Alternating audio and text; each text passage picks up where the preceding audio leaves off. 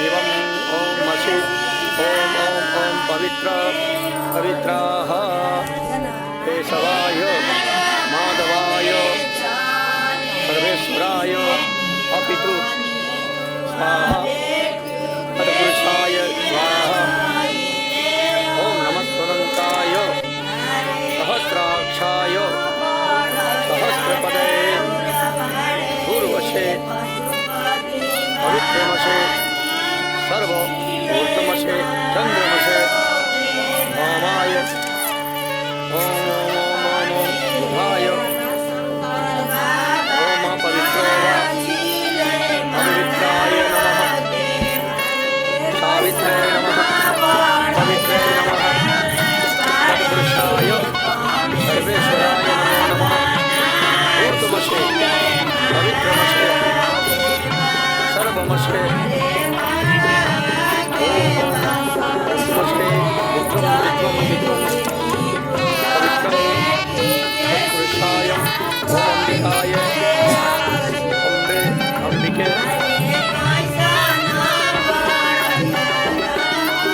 राजलाय राजाय नमो नमो नमो नमो विवाह संपन्ना भवतु।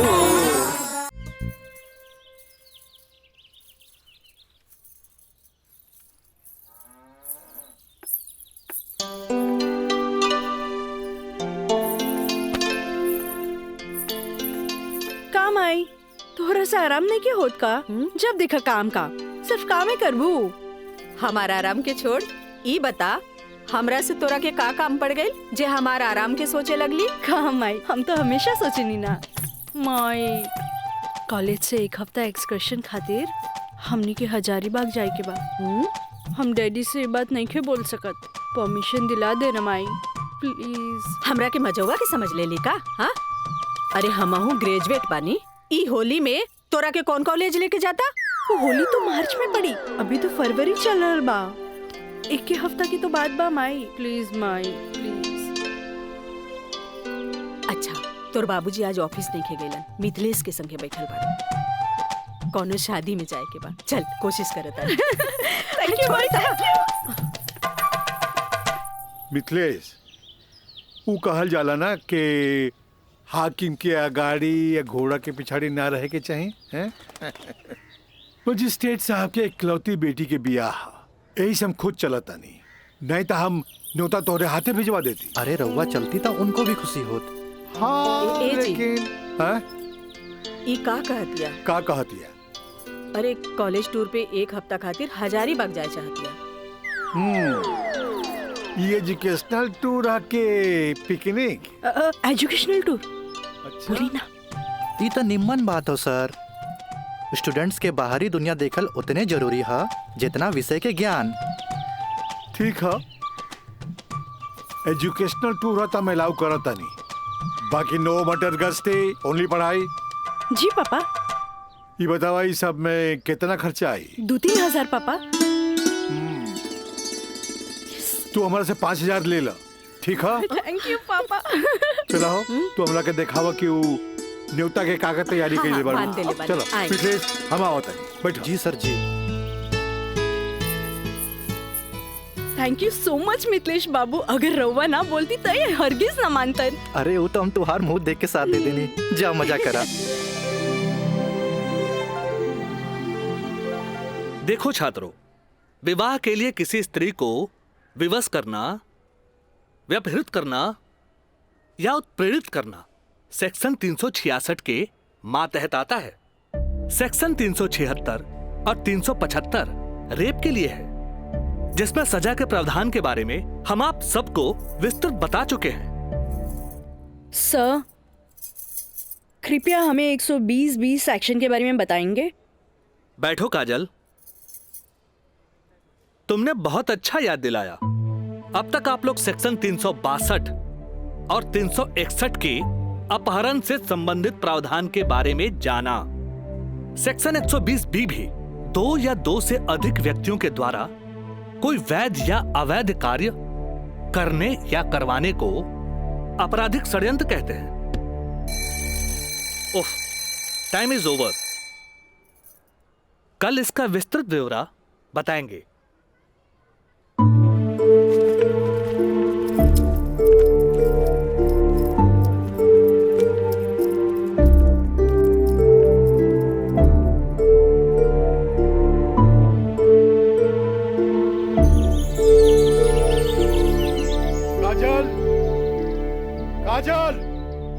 काजल, काजल, जी पापा। ये हम का सुन रहल बानी? तू 2 दिन से कॉलेज नहीं गेलू, आगे पढ़े लिखे के इरादा नहीं खेका। तू अच्छी तरह से जाने लू के खानदान में ग्रेजुएट से कम पढ़ल लिखल के अनपढ़ गिनल जाला। और तू तो अभी तक ले कॉलेज का मुंह ना देखेलू, खाली एडमिशन भइला। अरे हम कुछ पूछा था ही, हमरे बात का जवाब दो। पापा वो कॉलेज में पढ़ाई कम और छेड़छाड़ ज्यादा होला। वाह, बड़ा अच्छा बहाना हो गई हा। आजकल कॉलेज में छेड़छाड़ होके लागल हा। अच्छा ये बताओ, तुहार दादी भी तक कॉलेज जात रही? वो घड़ी इक्का दुक्का लड़की से भी कॉलेज जात रही। और जब तुहार मतारी कॉलेज जाए लगली तो कुछ लड़की लोग जात रहे। वो घड़ी भी तो लड़कन सब छेड़खानी करत रहे। और आजकल तो कॉलेज में आधे आध लड़कियन सब हो गई। तो तोरा के छेड़खानी के बहाना हो गई ला। कान खोल के सुन ल काजल, हमरा घर में पढ़ाई लिखाई खातिर कोनो बहाना ना चली, बुझलू? काल से तू कॉलेज जाइबू तो कॉलेज जाइबू, समझ लू कि ना? का समझ लू? ठीक बा, ये कि काल से हम कॉलेज जाए। गुड, ठीक है।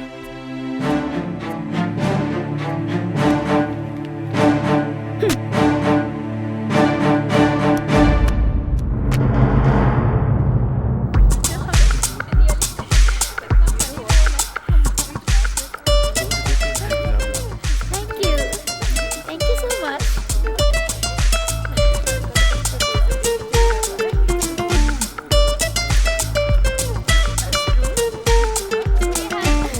बाकी एगो बात है, आज रोज डे के मौका पे पूजा तोहर हाथ में 5 गो गुलाब बा, जेमे की 3 गो पीला और 2 गो लाल बा।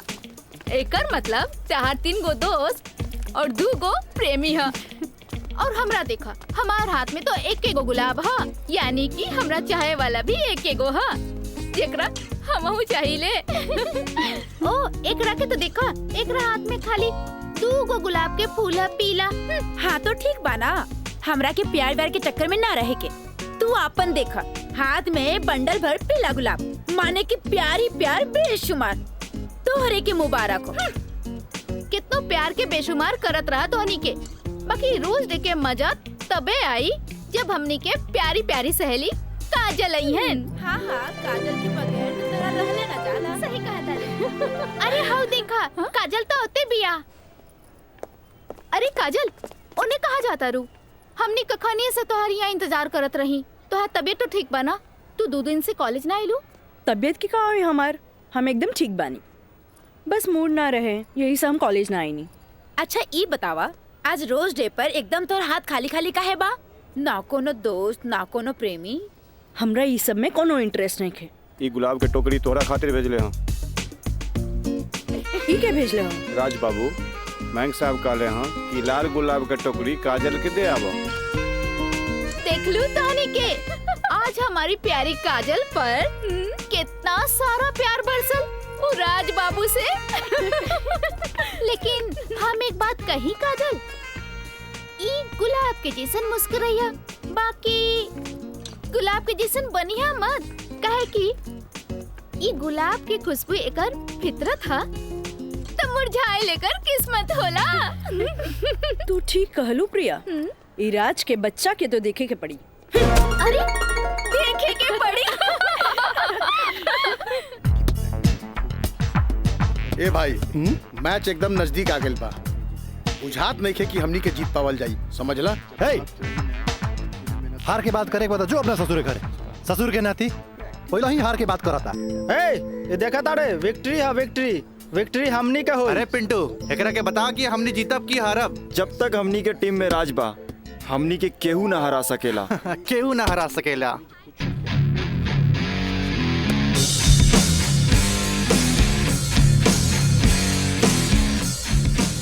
मयंक। हाँ राज, जीत केकर होई? जीत तोहार हुई और केकर हुई। जीत सिर्फ फुटबॉल में ही ना, प्यार में भी हुई।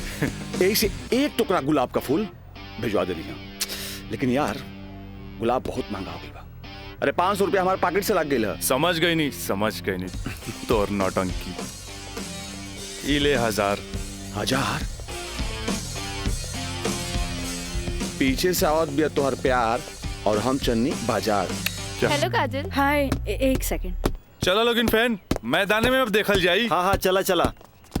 राज, तोहरा हम कैसन लड़की दिखत बानी? शरीफ, अच्छी लड़की। गलत। तोहरा जैसन लड़का खातिर हम एक बहुत ही बदमाश लड़की बानी। अच्छा ई बतावा, टोकरी भर फूल भेजे के का मतलब रहे? मतलब ई की दोस्ती और ई प्यार के फूल ह, एकरा मुरझाए मत दिया। ए काजल, अपना दिल में हमेशा दोस्ती और ई प्यार ला जगह बनैले रहिया। ई जन्नत में बनेला, एक एक वो बिखरे मत दिया। रिश्ता जन्नत में बनेला, बिखरे मत दिया। देखा राज, अब तक हम तोहार हर छेड़खानी के नजरअंदाज करत रही, लेकिन अब टोकरी भर गुलाब के फूल भेज के अपन अमेरिकी दोस्त जमावे लागला। तोहरा पता नहीं कि हमार बाबूजी कोर्ट में पेशकार बाड़े और उनका वास्ता रात दिन गुंडा मवाली और पुलिस से होत रहेला, और ई भी जानला वो गुस्सेल भी जरूरत से ज्यादा बाड़े। वो तो हम तारा के देखते बुझ गलनिया। वो थोड़ा सा हम तारा प्यार मोहब्बत का दिखा देनी, तू तो हमरा के गुंडा मवाली के लाइने में खड़ा कर देलू। देखा, हमरा ना चाहिए ऐसन प्यार व्यार जेकरा खातिर हम अपन सहेली के बीच में मजाक बन जाई। बड़ा खिसियाइल बिया, पट्टे वाला तो नइखे बुझात, पर हमरा भी तो उहे के पटावे में मजा आवेला जब ना पटे वाला होखे। पेशकार साहब। अरे मिथिलेश, बैठा बैठा। Thank you. पेशकार साहब, हाईली फाइल अगला हफ्ता के हर केस के तारीख पूरा ब्यौरा के साथ तैयार कर देनी है। भाई वाह, एगो साइंस के स्टूडेंट होके तू सिविल कोर्ट ज्वाइन केला, हमार फाइलो तैयार कर देला। जी। मिथिलेश, जब से तू यहाँ पर ज्वाइन कैला हमार कुल काम आसान हो गया। एगो बात कही सर। हाँ। रउआ अखिलेश आ हम मिथिलेश, राउर काम के तो डंका बजिए रहल बा। अब हमरो तो कुछ सेवा करे दी। जानी ले, एमे हमरे फायदा बा। एगो क्लर्क होके हमरा फ्री में पेशकार के अनुभव मिल रहल बा। आज ही फाइल तैयार करे में तो तोहरा पूरा दिन लग गेल होई। चला, कोनो बात ना, यहाँ से सीधे घर चले के खूब बढ़िया नाश्ता करेंगे। आवा। पेशकार साहब, ये हमरो कहे के रहे कि आज रउवे साथे घर चलब। अच्छा। असल में काजल के एग्जाम नजदीक बा। हाँ। से उनका खातिर कुछ नोट्स तैयार कर ले बानी, जे दे भी देव। अच्छा, तो यही से काजल के फोन आए रहे कि आज लिट्टी चोखा बनौले बानी। मिथिलेश बाबू के भी साथे ले आई है। ठीक बा, चला चली।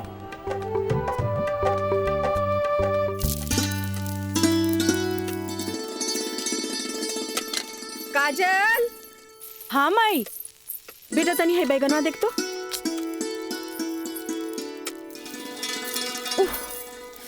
तोर भरता बन जाए ना, तनी दोनों जने के प्लेट में डाल के दिया। ठीक बा माई। तबले हम चाय लेके आवा तनी। ई लिए लिट्टी चोखा।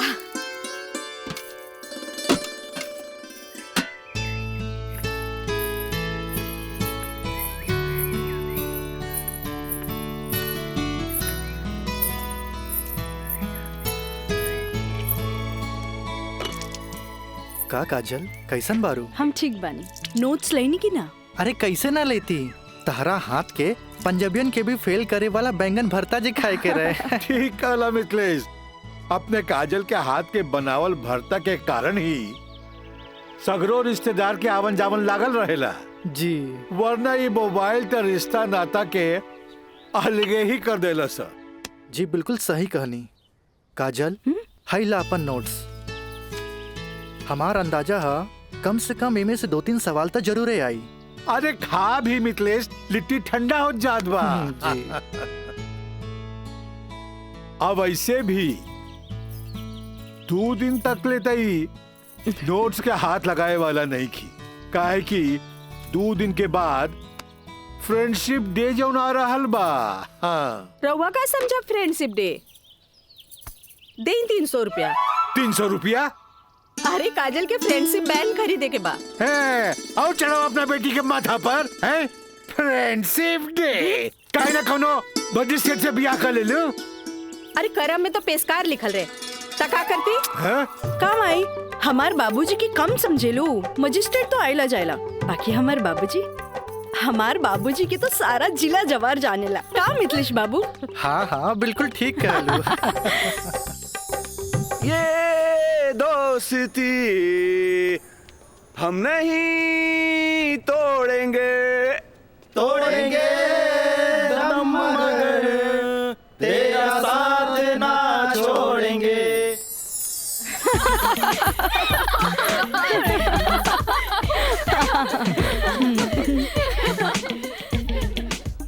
फूल बन के मुस्कुराना भी जिंदगी है, मुस्कुरा के गम भुलाना भी जिंदगी है। क्या बात है। तब मिल मिल के दोस्ती निभाना भी जिंदगी है। अच्छा हमने के दोस्त तो बरले बानी, बाकी तू कैसन दोस्त की बात कर रहल बाड़ू? ई हमरा समझे में ना आइल। सपना तू समझ लू का? ना हमरा तो बिल्कुल ही समझ में ना आई। वही तो। ई का समझी, बाकी हमरा समझ आ गईल। कहा तो बता दी। अरे बताओ बताओ। दोस्ती हर चेहरा के मीठ मुस्कान होखेला, दोस्ती ही सुख दुख के पहचान होखेला। वाह वाह वाह। अगर रूठ भी जाए कोई दोस्त त दिल पे ना लेवे के, काहे की दोस्ती त सुख दुख के पहचान होला। और हमार मानना बाकी अगर कोई सच्चा दोस्त रूठ जाए तो ओकरा के त मना लेवे के चाहिए। बिल्कुल सही। बाकी हम एक कर जरूरत ना समझी, काहे कि बुरा दोस्त कोयले के समान होकेला। गरम होके तो हाथ जला देवेला और ठंडा होके तो हाथ काला कर देवेला। बड़ा आए दोस्ती समझावे वाला। तू लोग सुना इनके प्रवचन, हम जाते हैं। अरे तरी रुका तो।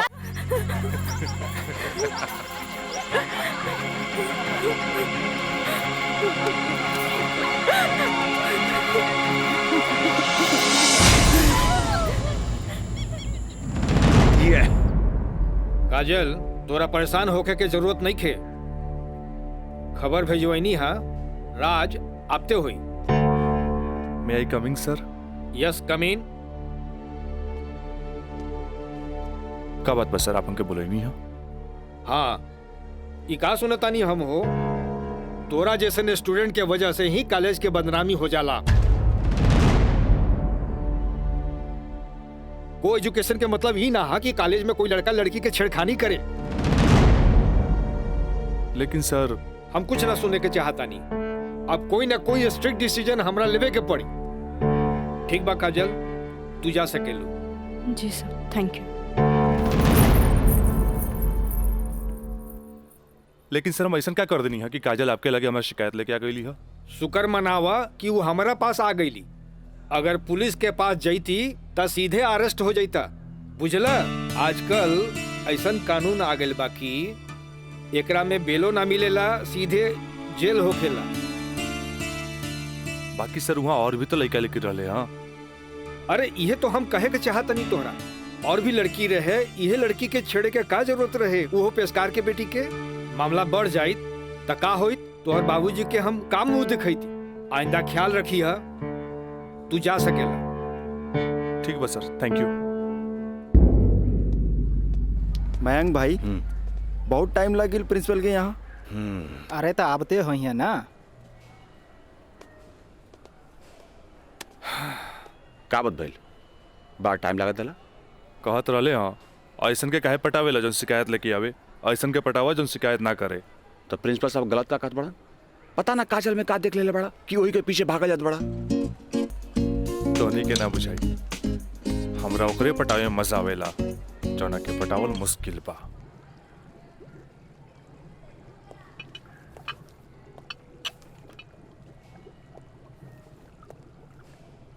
क्या हो रहा है? जी सर। ए पिंकी, हाँ रिटन एग्जाम तो बढ़िया गए, बाकी लागत है कि प्रैक्टिकल तो हमरा ले डूबी। हमरा तो बहुत बढ़िया बा, बस एकरा में से नापे के बा और ए में लिख लेवे के बा। अच्छा बतावा का करी? इसमें का डाली? एकरा में ई एसिड डाला। ये? हाँ पक्का? हाँ।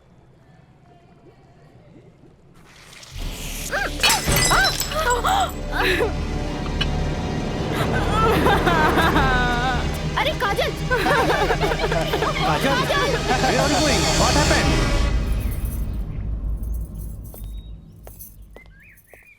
प्रणाम माँ जी। प्रणाम, बैठा।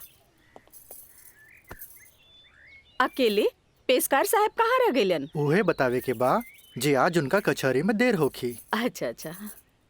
काजल के आज प्रैक्टिकल के आखिरी एग्जाम रहे, से पूछे के बा कि एग्जाम कैसन गईल।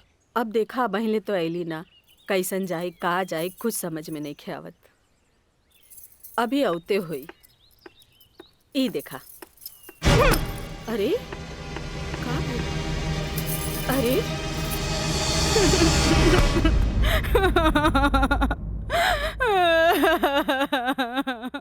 काजल, काजल, ए काजल, का भइल? अरे हमनी के अनदेखी करके यहाँ के रोवे लगलू। अरे का भइल? परीक्षा तो ठीक से गई ना? अरे बोल। प्रैक्टिकल खराब हो गए, एन वक्त में टेस्ट बुक टूट गए। हम फेल हो जाए भाई, हम फेल हो जाए। अरे का काजल, तू तो बड़ा जल्दी निराश हो जाली। अब केमिस्ट्री थ्योरी में जहाँ तक हमनी सोचले रहनी, कम से कम तोहरा के 40 मार्क्स तो मिलबे करी। अब प्रैक्टिकल में मार्क्स नहीं हो मिली तब पास होके से के रोकी? बाकी मिथिलेश बाबू, हम तो प्रैक्टिकल में छोड़ के आ गए नहीं। अरे तो का भइल? इन्विजिलेटर 0 ही दिहन ना, इतना हदीर काहे होत बारू? हाँ, एग्जामिनर अगर एकरा के इशू बना ले, अब माइनस मार्किंग करें, तब बे फेल होए के बात हो सकेला। अरे तो रो रो के हलकान भैला से का पास हो जेबू? ई देखा था, जा मुँह हाथ धो, भगवान सब ठीक करिए। जा। का ठीक करिए? अरे अब कहा होई कुछ समझ में नहीं क्या, कुछ ना बुझाता हमरा के। माँ जी, अब रहुआ परेशान मत होई, एकर थ्योरी पेपर बहुते बढ़िया गईल हा। अरे तो तुहार गाइडेंस रहे तबे ना। अरे साइंस के स्टूडेंट रही त गाइड कर देनी, एमे का। त ठीक बा, अब तू ही समझावा ओकरा के। ठीक है। आई लघु हो जा चुप। भैया एक सैंडविच लाइए। हाँ हाँ ले।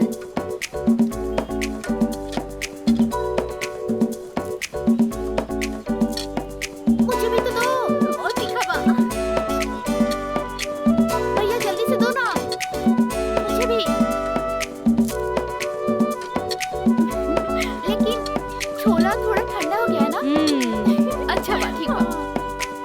भैया रायदा, अब हमरा के चाहिए बस। अरे खाना यार, कहे अभी से एग्जाम में फेल हो गए लुका? हाँ, कहे चिंता में बड़ू हो? हाँ, चिंता ना रही का, तोरा नहीं के। Excuse me girls. काजल, तू तो बुझाता कि अभी लेक हमरा से नाराज बाड़ू। अरे नाराज तो हमहू रही तारा से, पर हमरा हमार दादाजी के सिखावल एगो बात याद आ गई। कोई भले ही बोए तोहरा ला काटा, तू बोए ओकरा ला फूल।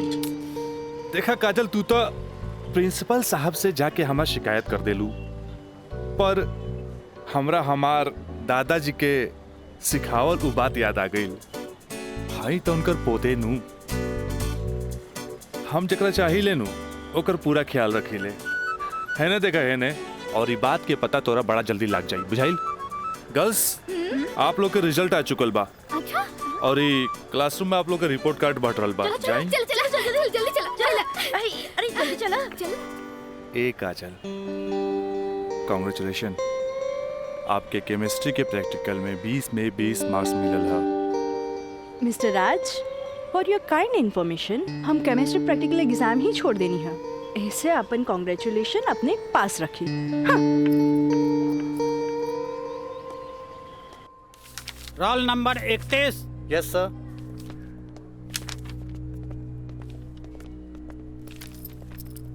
Roll number 32। Thank you sir.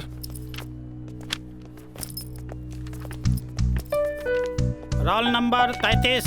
Yes sir. Roll number 34। Yes sir.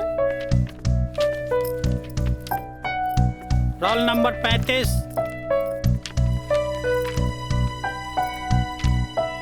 Roll number 36।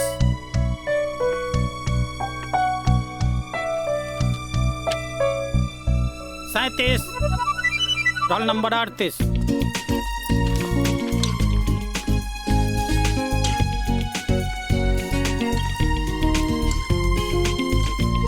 है ने देखा है ने, और ये बात के पता तोरा बड़ा जल्दी लग जाए बुझाइल।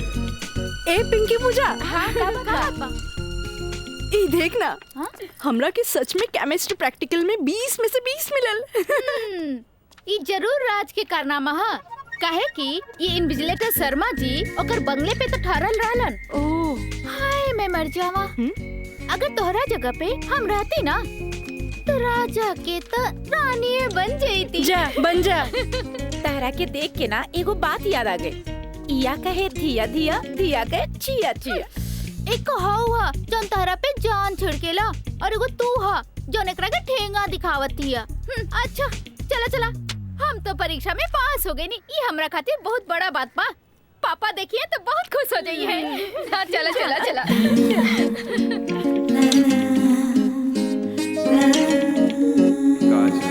दादाजी के सिखावल एगो बात याद आ गई। कोई भले ही बोई तोहरा ला काटा, तू बोई ओकरा ला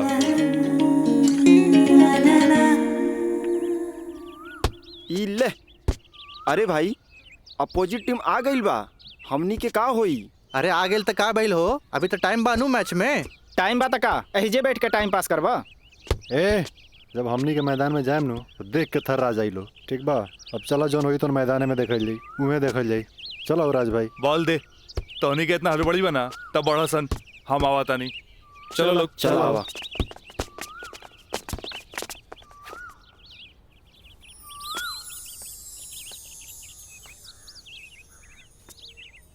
सुनो,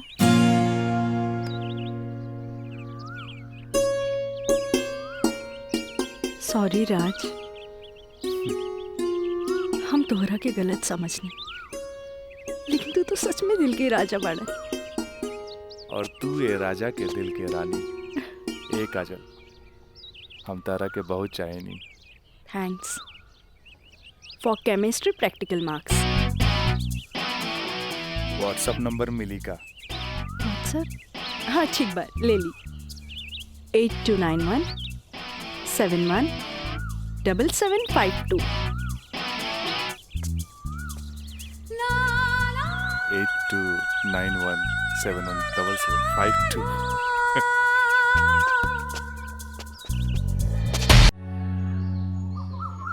अच्छा ये बताओ यार कि तो हम लोग का प्यार मतलब हाँ प्यार कब से चला था? काजल बताओ ना। बाय। काजल, हम दोनों एक दूसरा से प्यार करेले, फिर भी तू हमरा से दूरी बना के काहे रहेलू? राज, हम कोनो ऐसन वैसन लड़की ना है। जब तक शादी ना होखे तब तक हमनी की दूरी बनौले रखे के चाहिए। गुड, तहारी ये आदा हमरा के निक लागेला। हेने सुना? हाँ? देखा राज, तू हमार कोनो फायदा ना उठा पाई बा। एक मिनट हम आओ तनी।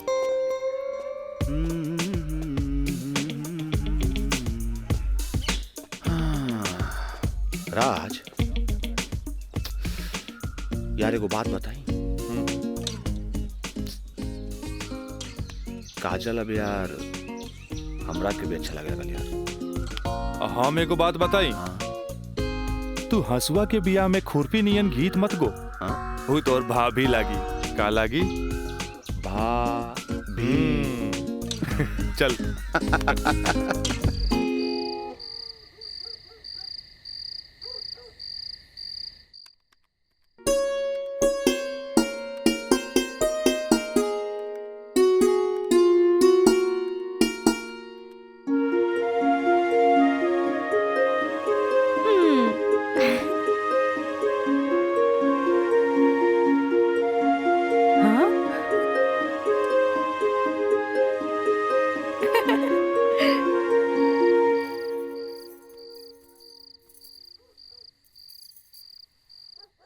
घर के सब काम निपटा ले लू? हाँ।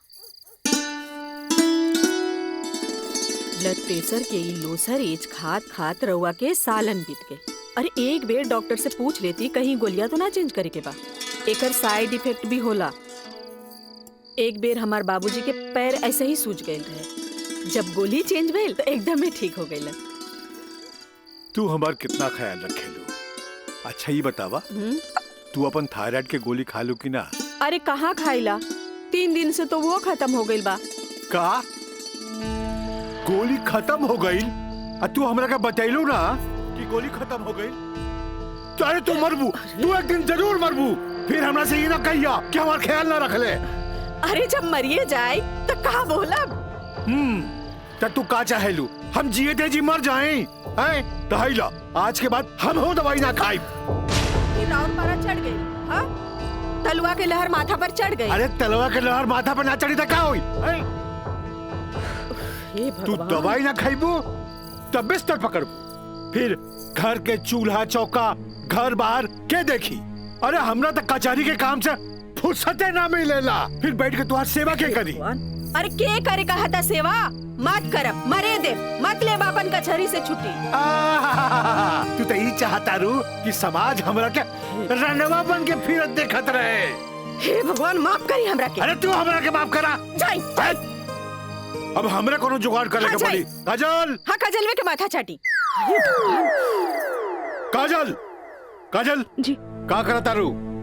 पढ़ाई करत रही, वो इंटरनेट से कुछ नोट्स लेत रही। ठीक है काजल, तो क्या हमार क्रिया आज से तो हाथ ड्यूटी है कि तू अपना माई के रोज भोरे भोरे थायराइड के गोली देबू। अरे वो तक खुद मरी है और हमने सबके भी मार दी है। कॉलेज जायलू ना? जी बाबूजी, लाइब्रेरी में पढ़ाई खातिर कल संडे है, फिर भी हम जाए। ठीक ना बाबूजी? गुड, वेरी गुड, ऐसा ही पढ़े के चाहिए, तब तरक्की करबो।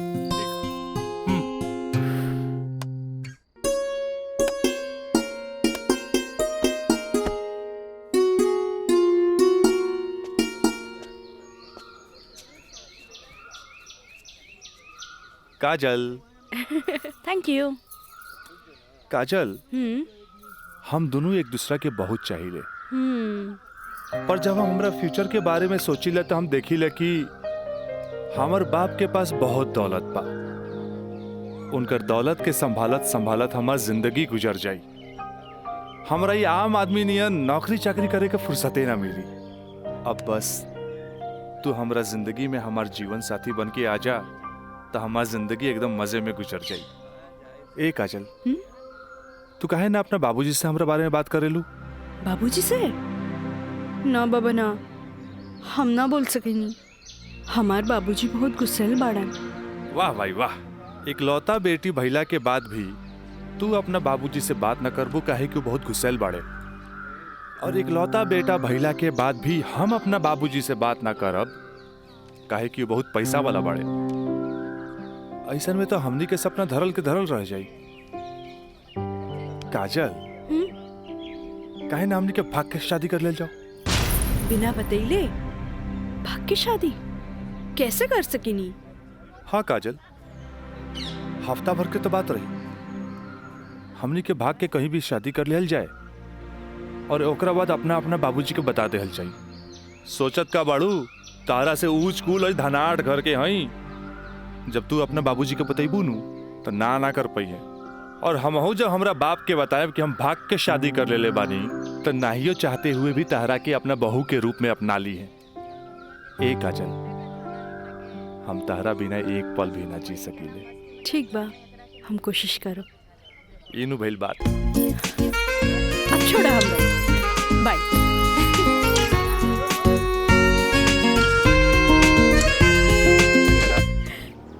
कैसन लागल? वाह, सो ब्यूटीफुल। ये कहाँ लेके आ गई ला? पहले चला था तब ना पता लगी। उतरा। अरे स्टैंडवा कहाँ चल गई?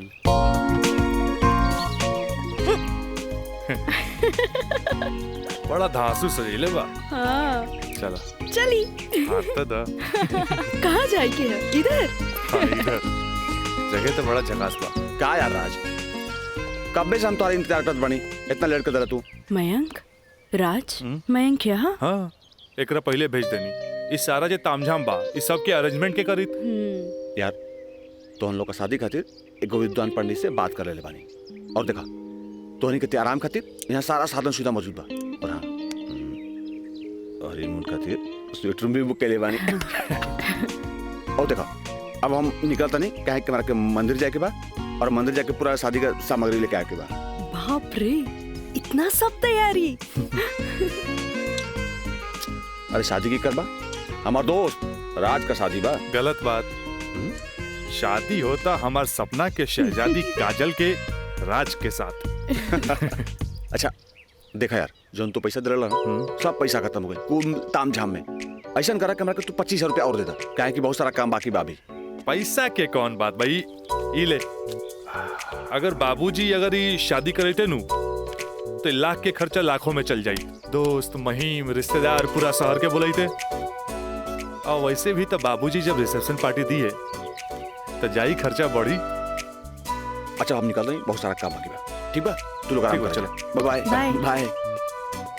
तो काजल अब तक गला लगाई नु यहाँ तो यहाँ के जाना था हमनी के। ओ Raj, I love you. I love you too. जुबान निकालिए, बंद कीजिए। ठीक है।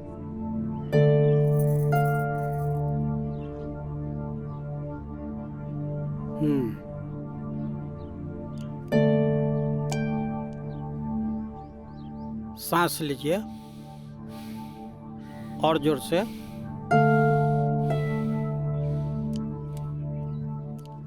घबराए के कोई बात नहीं है। ऊपर के बीपी थोड़ा बढ़ गई है। अच्छा। से लागता कि काम के प्रेशर ज्यादा बा। जी नया मजिस्ट्रेट आइले हाँ, से कुछ ज्यादा ही फाइल इनके हवाले कर देले हाँ।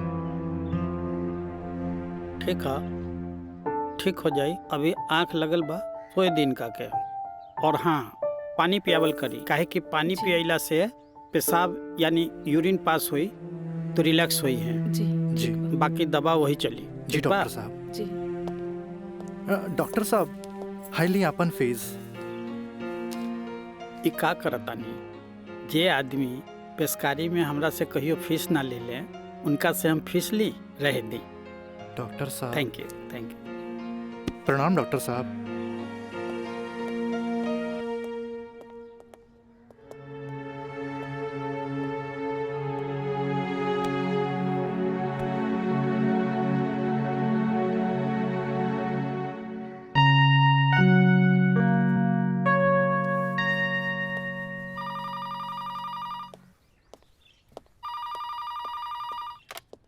हेलो, हम काजल बोले तानी। हाँ काजल बोला, कैसन बारू? माई बाबूजी कैसन बाड़न? बाबूजी के तबीयत खराब बा। बीपी बढ़ गई हा, से सुतले बारन, उठाई का? हाँ, नहीं छोड़ दी, यहाँ सब ठीक बा। आप कैसन बानी? हाँ हम तो ठीक बानी। माई के बुलाई का? ना रहे दी, आके हम सरप्राइज दे। Okay bye. Okay bye. केकर फोन रहे? काजल के। अच्छा वहाँ के ठीक बारी। अच्छा खोज खबर लेत रही। अच्छा माँ जी, हम चलत तानी, सांझ के फिर से आ जाए। ठीक बा।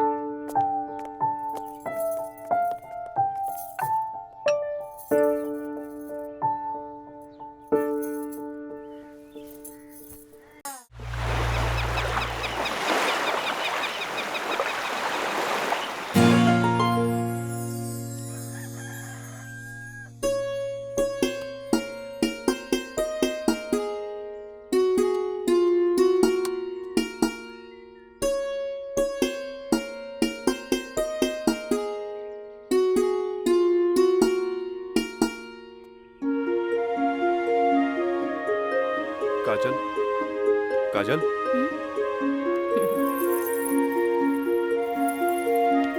Good morning. Good morning. उठे के मन तो हमरो ना करत रहे, पर खाली सुतल रहला से जिंदगी ना नु चली।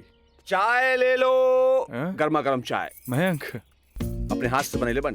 ए ओ कुछ ना, सिर्फ भाभी खातिर। और ई गर्मा गर्म चाय।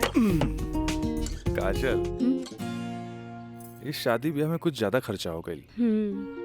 हमरा घरे जाए के पड़ी। वो कहा कि अपने बाप से कुछ पैसा भी ले ले और उनका के इस शादी ब्याह के बारे में बता के पटा भी ले।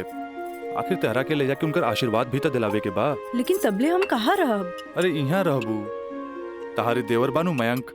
हाँ? का मयंक भाभी के ख्याल रखबे ना? बिल्कुल। बिल्कुल ख्याल रखा। ये ले पैसा। अरे और वाह। यहाँ के सब बिल उल चुका दिए। बिल्कुल भाभी, टेंशन नहीं लगा, कोनो जरूरत नहीं के, हम बगल वाला कमरा में बाड़ी। और हाँ, तू चाय पी के फटाफट फ्रेश हो जा, और जो खाए पिए कोई ऑर्डर दे दिया। ठीक ठीक बा। और हम रात से छोड़ के यूं आवता नहीं। तू चल, हम आवता नहीं। चल। ए काजल, अरे हैने आवा। कल साझे लिख के तो बात बा, हम यूं गई नहीं यूं आई नहीं। और वैसे भी अब तहरा बिना हमार मन कहाँ लागी। अब जाई भी और जल्दी आई। ठीक बा।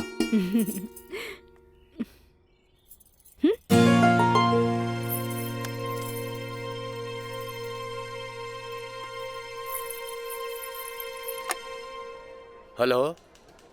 हाँ, अरे देख रही हो कि मैं ऑफिस में हूँ, कितना काम पड़ा है, कितनी फाइलें पड़ी हैं, और तुम हो कि ये ले आइएगा वो ले आइएगा। हद कर दिया तुमने यार। मैं कम इन सर? कम इन। अखिलेश बाबू कैसन बाड़न? जी बीपी तो कंट्रोल में है, बुखार के वजह से थोड़ा कमजोरी आ गई है, यही से शुक्रवार तक की छुट्टी की अर्जी दे ले हैं। कोनो बात नहीं के, दिन रात काम करे वाला आदमी के अरे थोड़ा बहुत आराम तो चाहिए ना। जी। कह दिया ऑफिस के चिंता न करे जी। जब वो ठीक हो जावे तबे ऑफिस आवे। ला एकरा के फाइल में लगवा दे। थैंक यू सर।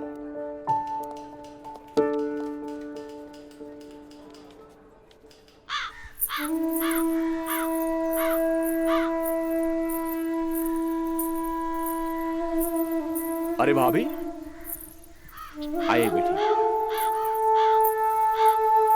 भाभी, क्या बात बा?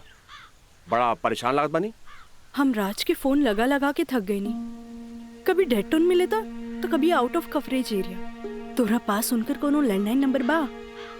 ना भाभी, और हम उनका दूर नंबर पे फोन लगा के थक के हार के बैठ गई।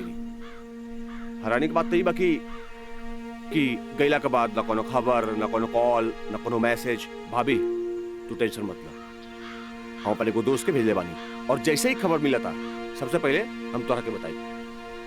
ठीक बा, हम अपन कमरे में बानी। अरे भाभी, घबराए कोनो बात नहीं की, हम बानी ना।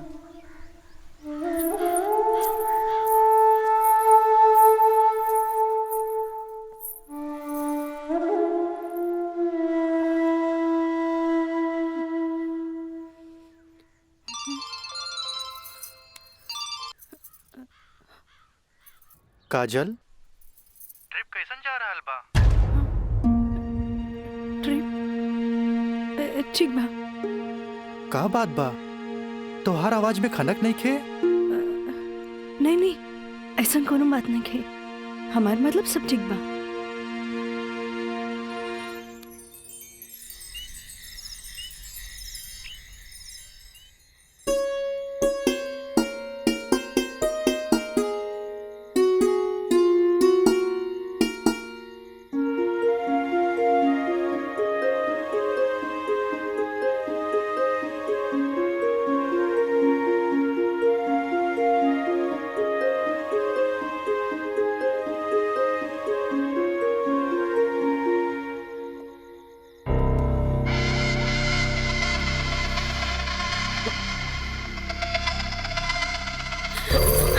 देवर जी, मयंक, ये क्या बदतमीजी है? चल जाइए यहाँ से, वरना राज के बता दे। किसे? राज से? राज से?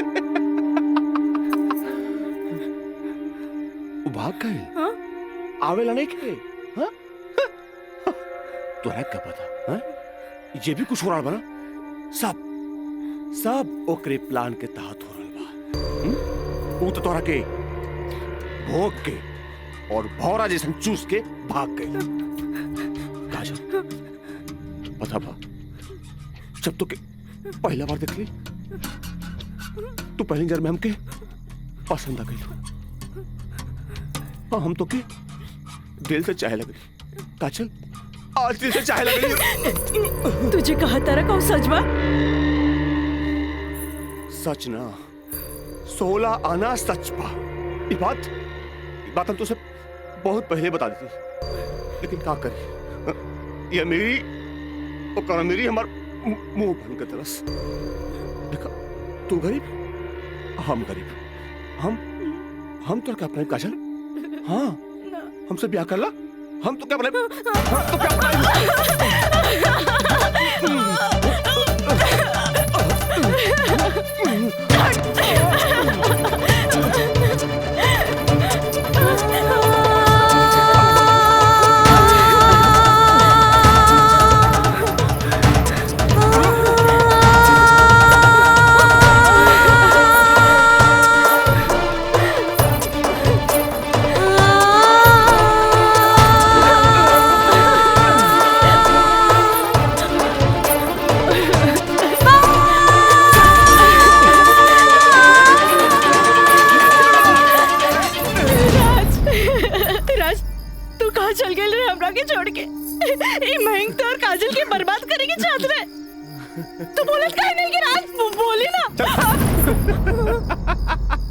हम जहाँ भी गए रही तोरा का मतलब बा?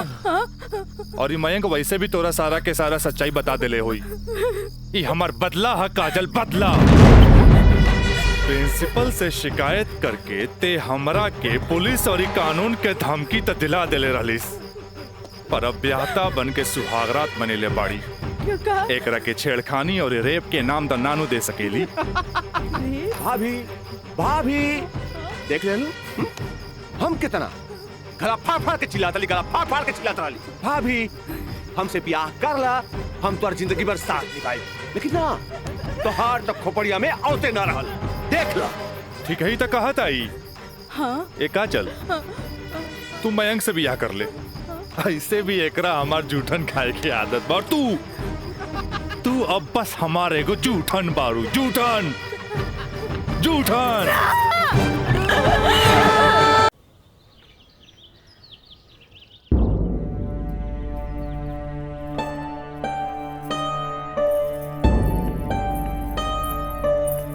काजल, काजल, कहाँ भइल माई बाबूजी के? अरे ये ठीक बाड़न, दवाई खा के सुतल बाड़न। रुका, हम उठा देता नहीं। ना माई, रह दे, आराम करी दे।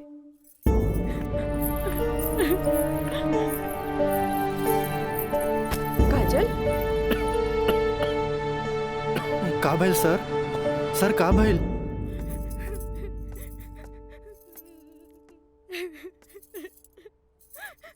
काजल,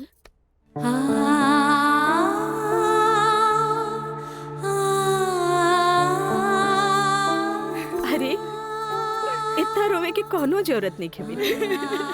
तोर बाबूजी ठीक बाड़न। अरे वो तो बुखार के कारण ब्लड प्रेशर बढ़ गई रहे। इतना परेशान मत हो, इतना परेशान मत हो। माई, हमरा से बहुत बड़का गलती हो गई। हम एक्सकर्शन में ना गए रहे,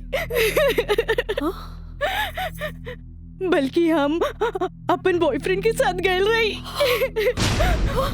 और वो हमरा के दगा दे गए।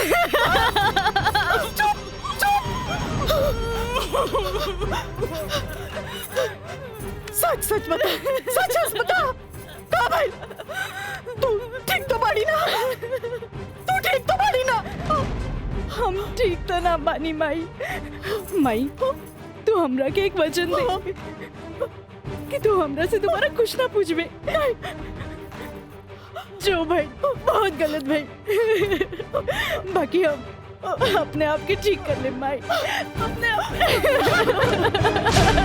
काजल,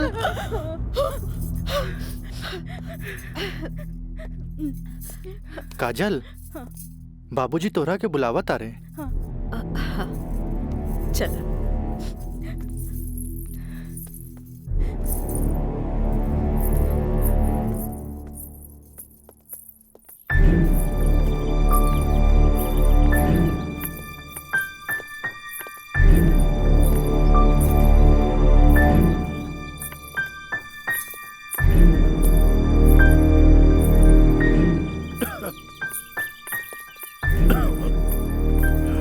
प्रणाम बाबूजी।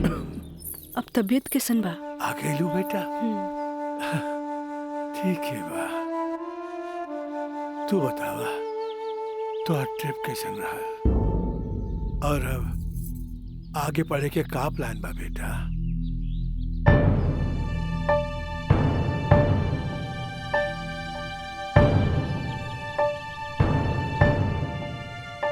बतैलू ना बेटा? पापा हम वो साइंस ना पढ़ के लॉ पढ़े के चाहता नहीं। तो ओकरा में का बात है बेटा? विषय कोनो खराब ना होखेला, पर जरूरत है तो ओकरा में अच्छा करे के। अगर तू लॉ ज्वाइन करे के चाहता रहो तो लॉ ज्वाइन कर ला।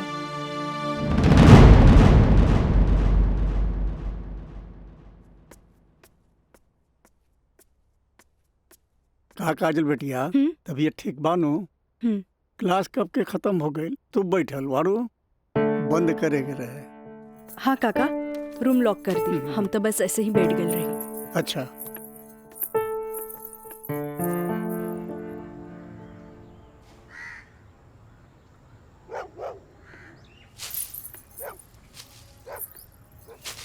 काका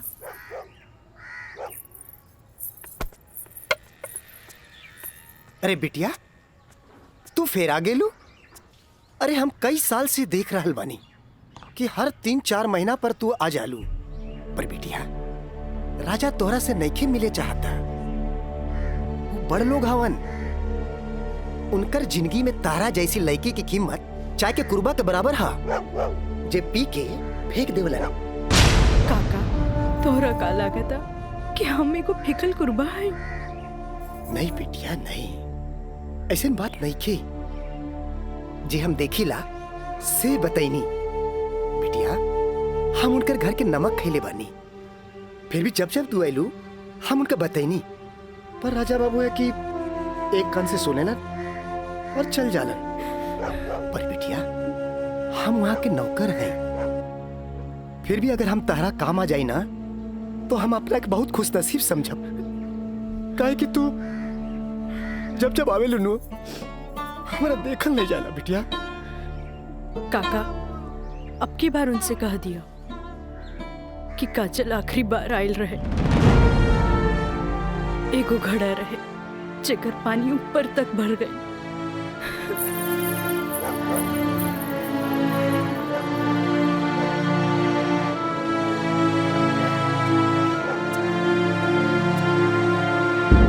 मैडम जी ये कुछ बिल है, कारपेंटर बिल है, ये टेलीफोन बिल है और ये लाइट बिल है और कुछ वगैरह वगैरह काफी बिल है, आप देख लीजिए।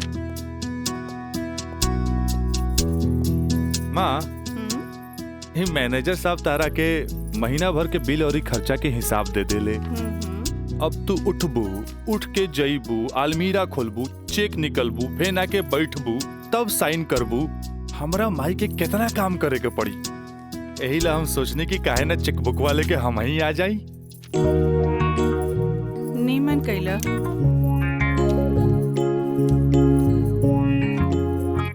अच्छा तो तू एम्मा अपन 50,000 का चेक पहले से भर ले बाड़ा, तभी तो हम समझे कि माई के इतना मस्का काहे के। माई अब तू ही बताओ कि इतना अमीर बाप के लड़का हई तो दोस्त महीन के टाइम टू टाइम पे पार्टी तो देहे क्यों पड़ी ना? देव तो हमरा बाप के ना कट जाए की ना? का मैंने सब बिल्कुल राजा बाबू। जी ले अपन बाप का ना कोच कर। इनु भाई हमरा दुनिया के सबसे बेस्ट माई वाला बात। Love you Mai. मैनेजर साहब। जी मैडम। इस सब रसीद आप एक साथ पूरा बिल कह के हमरा के दें, हम एक गो चेक काट देते हैं। जी मैडम। ठीक है जी मैडम। हमरा ई बात के बहुत खुशी बा कि रवा लोग हमार ग्लोबल कंपनी में इन्वेस्टमेंट करे के चाहता नहीं। ये हमरा खातिर बड़ खुशी के बात बा। बाकी हमरा भी कुछ देखे के चाहिए ना कि हम दिन दुगना रात चौगुना करके रवा लोग के पैसा लौटा दे, ताकि मार्केट में हमार साख बनल रहे। Of course. Excuse me gentleman. बाबूजी, हाँ आप हमरा से वादा कैले रहनी कि आप हमरा नया कार किन के देब। अब हम खटारा हम ना चलाएं, बुझाइल नु? I want new car, okay? Yes, Raja is right. I'm witness. Okay, I will buy car for you. Thank you sir. हम चला तनी बाबूजी। तो ठीक बा, रउए कार खरीदा दे, बाकी राउर कार की खर्चा कंपनी के इन्वेस्टमेंट पे दिखावल जाई। Okay, thanks.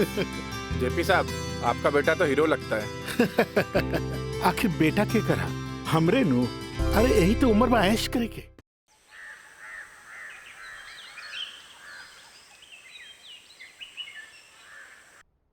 काजल जी। तारा के देख के हमें 4 साल पहले के काजल याद आवतिया। याद है तारा के?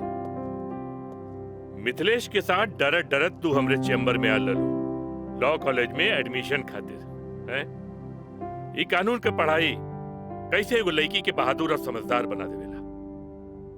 काजल, हम चाहता नहीं कि पहला केस तू खुद अपने लड़ा, कैसन रहे? लेकिन सर तू घबरा मत, हम तारा बारे में केहू से कुछो न कहनी है।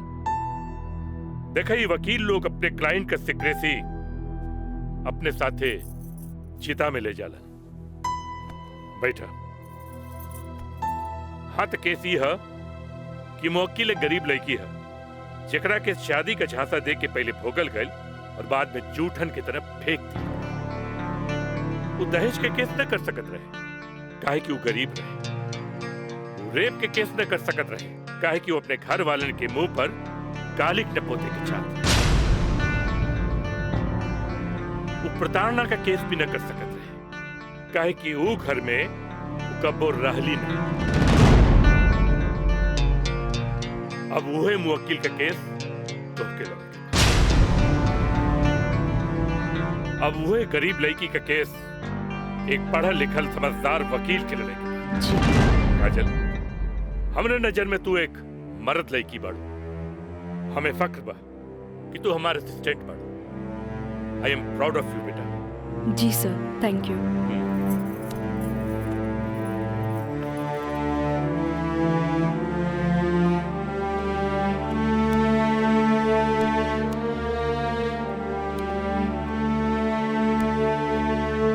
बाबूजी,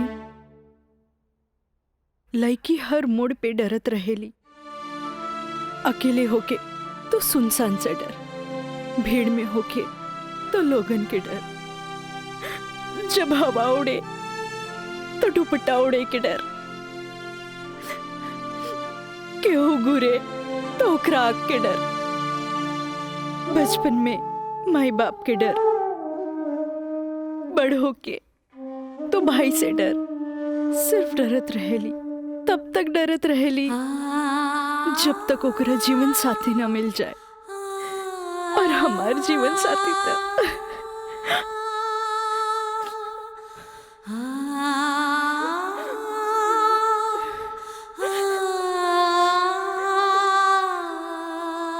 बाबूजी, आज हमार पहला केस बा, राउर आशीर्वाद चाहिए। काजल, माई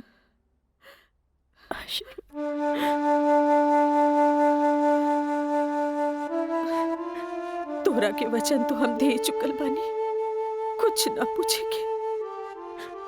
बाकी जौन काम में तू लगल बाड़ा, हमारा आशीर्वाद बा तोरा के कामयाबी हासिल हो। चल।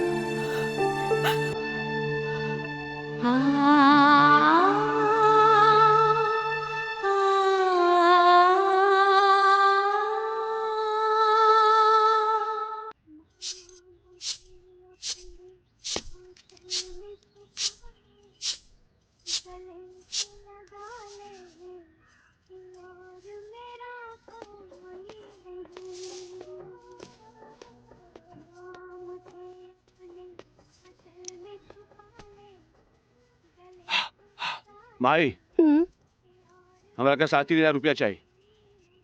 नौकरी का फार्म भरे के बाद का है? वो तो हाँ दोस्त राजा, वो ना करेगा तोरी मदद।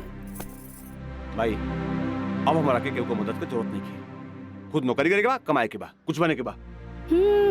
यही तो हम कहा था नहीं, उम्र हो चलल, नौकरी ना करबे तो कौन बाप अपन छोकरी तोरा से ब्याही।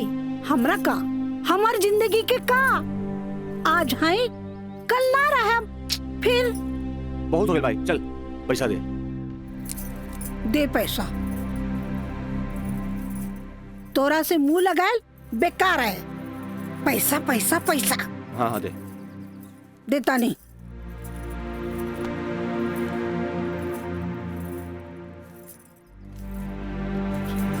कितना? हम गिन ले ली, दे 500 और दे। ना नहीं, 500 और दे। का है? 3,500 चाहिए। देनी ना। चल आप ठीक काहे मांगता रे? चल। जा, पैसा चाहिए। एक बात कही, तू दुनिया का सबसे अच्छा माई है। चल मैं चलता रही। मानता नहीं।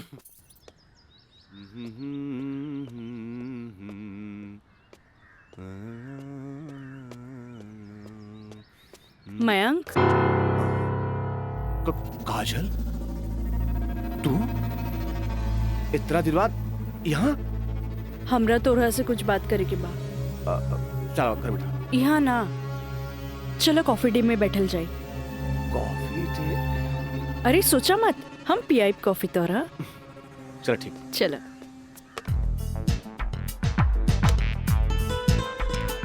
इला। Thank you. पिया ना।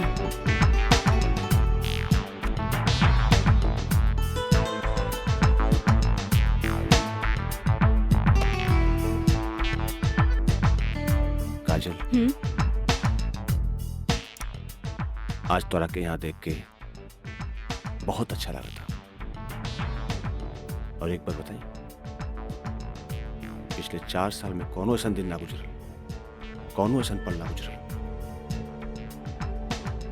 जिसमें तुके याद ना कैलो का। अच्छा कोई छोड़ा, ये बताओ कि आज हमार कैसे याद आ? पहले हम अपन अतीत से लड़त रही, लेकिन अब हमरा लागता कि हमें सेटल हो जाए के चाहिए। बाकी तो ही बा कि के अपना ही हमरा के। अगर तुके प्रॉब्लम ना होके तो हम तोहरा के अपनाए। लेकिन हम गरीब हैं। अरे तो हम कौन अमीर बानी? हम तो गरीब बानी। हम और तू चाहिए तो अमीर हो सकत हैं। वो कैसे? हमार साथ दे के। जिंदगी भर साथ दे। ऐसे ना, प्रॉमिस करा। प्रॉमिस। चला। चला। हाँ।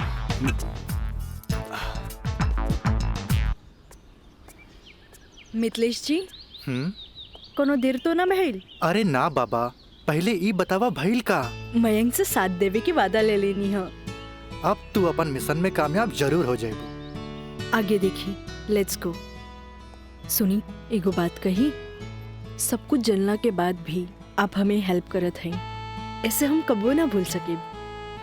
पहले तो ना, पर अब सोचे लगनी है कि जिंदगी के हर लम्हा में आपके जरूरत पड़ी। चल आप चली, तोरा घरे छोड़ दी।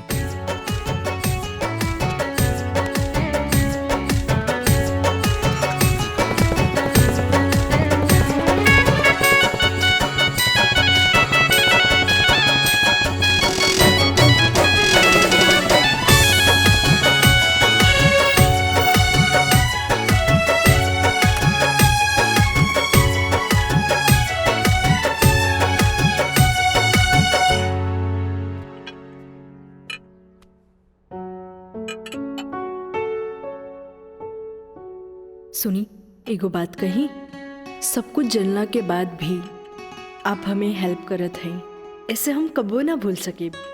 पहले तो ना, पर अब सोचे लगनी है कि जिंदगी के हर लम्हा में आपके जरूरत पड़ी। खाना लगा दी? ना भोला, आज तक ऐसा ही पेट भरल है। आज ना खाई बपने? ना। ठीक बा।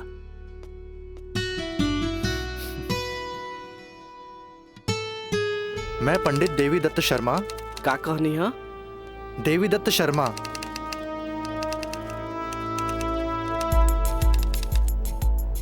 सत्रह मई के भाईल। अच्छा भैया तनी जल्दी करी, देर होता। ली दी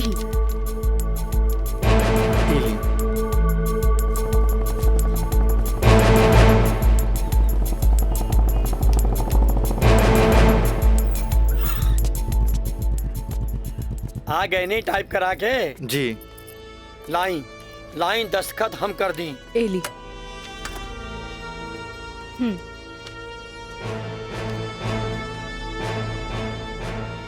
जय गणेश। ई कामता हो गई। अब बैंक के दस्तखत लेवे के पड़ी। वो आप हमरा पे छोड़ दी, वो हम ले ले। ठीक है।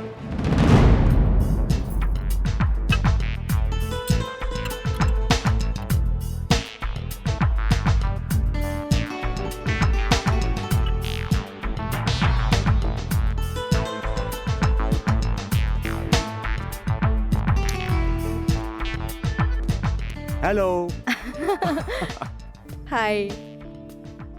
सॉरी यार, आवे में थोड़ा लेट हो गया। अच्छा यही देखा, हम तोरा खातिर काले कैल बने। अच्छा पहले चाय पिया।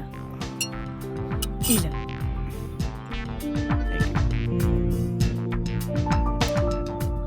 अंगूठी सोना के? हाँ। वो है इतना हल्का? मन तो रहे कि हीरा के लेके आई थी, लेकिन का करी, पैसा का तंगी। अच्छा ई बतावा, खुशहाल जिंदगी जिए खातिर तोहरा कितना पैसा चाहिए? 20 लाख। अगर हम तोहरा पूरी 50 लाख दी तो कैसन रही? वैसे ही रही। समझ ला, अनार के आंख मिल गई। तो चला फटाफट ई पेपर पे साइन कर दा। अरे पढ़ा मत, यही से हमनी करोड़पति बन जाए। हाँ, हाँ ल। ठीक है। डॉलर भी कदम तो गिरब तो हर बहिया में ना।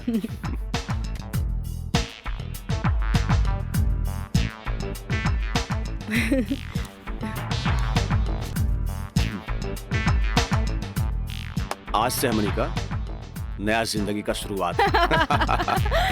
रोमांटिक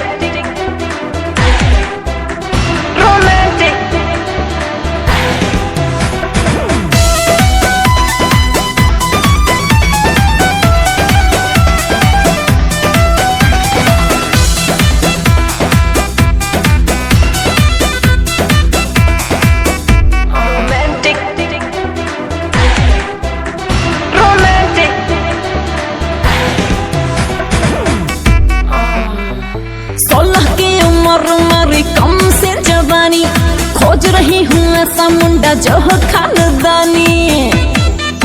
हाँ 16 की उम्र मेरी कम से जवानी, खोज रही हूँ ऐसा मुंडा जो हो खानदानी। इंग्लिश नहीं चलेगा, ना चलेगा हॉटी, तो कैसा चलेगा? रोमांटिक रोमांटिक रोमांटिक रोमांटिक मर्द से करूंगी मैं शादी, तभी तो साले साले बढ़ेगा आबादी।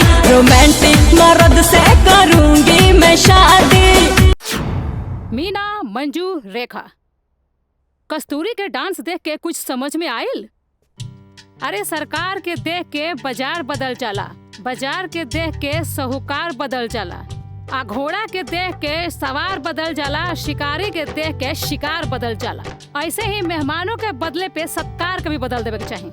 अरे पहले के जमाना कुछ और रहे कि मर्द नाजो आदा पर लुट जात रहे, लेकिन अब जमाना बदल चुकल बा। आज के जमाना के मर्द सबके कमर तोड़ नाच पसंद आवेला। जितने कमर हिलेबू और सीना झटकईबू, मर्द उतने जल्द तोहार दीवाना हो जाए।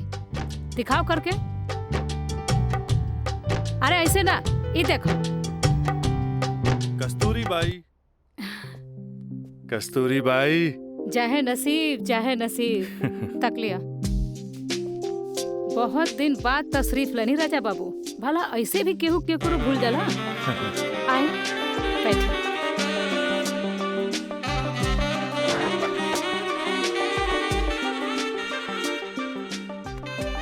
कस्तूरी बाई, हम भुलाइल नहीं की।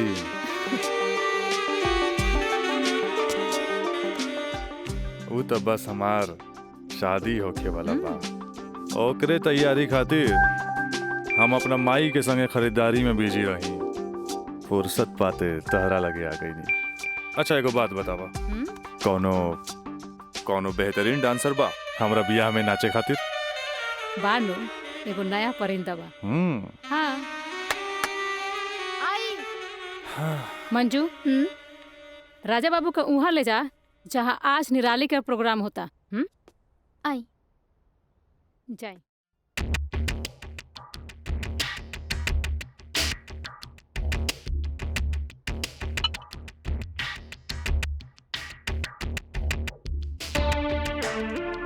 कस्तूरी, तहार निराली हमरा बहुत पसंद आई।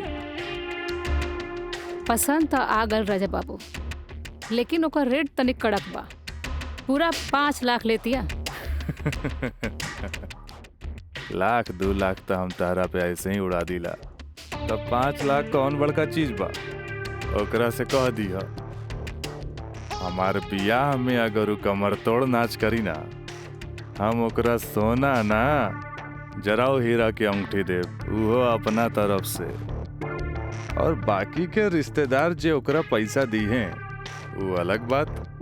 एक कस्तूरी, हीरा के अंगूठी केहू ऐसे ही ना देवेला। अच्छा, तो ऊ रवा दिलो दिमाग में इतना घुस गइल बिया। अच्छा एगो काम कर, तनी हेने लावा, हमरे तरफ से ईला। हाँ डैडी, का बात बा?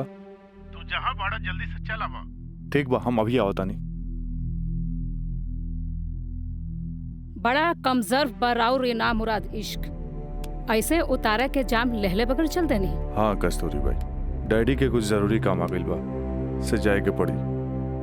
ठीक बा, अब डैडी के फोन आइल ह ते में हम का बोली। चला तनी, बाय।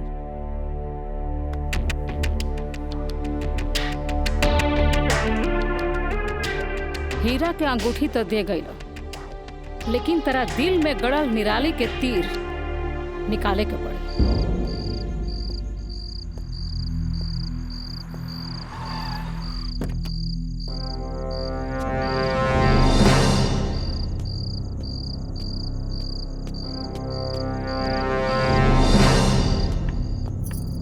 क्या बात बा डैडी, इतना अर्जेंट में क्या बोले नहीं हमरा के? राजा, हाई हम का देखा तानी? कौन लेकी बिया काजल? अपना मुंह में करखा लगावे खातिर ओकरा से बियाह कर लेला और फिर ओकरा वही छोड़ के भागीला। अब वो अपना हक मांगतिया। बाबूजी, हम ऐसा कौनो लड़की के नहीं जानत। ए माई माई माई, देखा था कैसे झूठा इल्जाम लगाओ तारे हमरा ऊपर ही। राउर का दिमाग खराब हो गइल बा। अरे जे हमरे लड़किया के ऊपर लांछन लगावत बानी। हमार दिमाग नहीं के खराब भाई, हाई देखा हाई कोर्ट से नोटिस आइल बा। भगवाने बचावा घर के, लागत कि जगदम्बिका पाल के नाक कटिए के रही। केस नंबर 5078, काजल सिन्हा वल्द स्वर्गीय अखिलेश प्रसाद सिन्हा व राजा सिंह वल्द जगदम्बिका सिंह।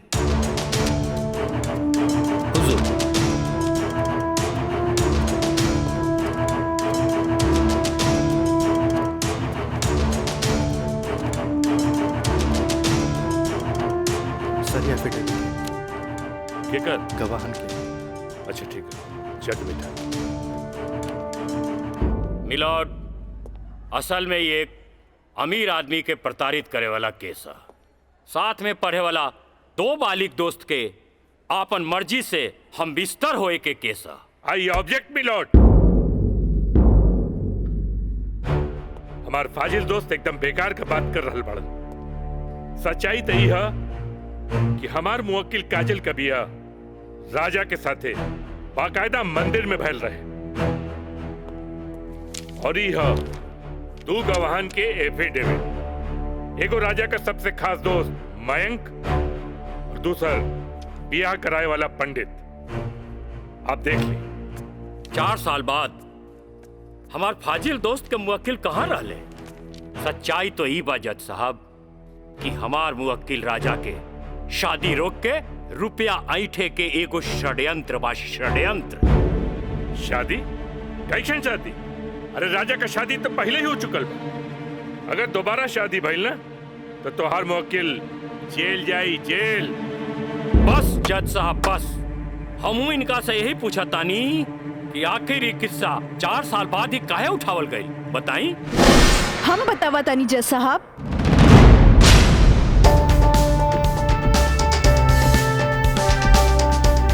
हम बताई।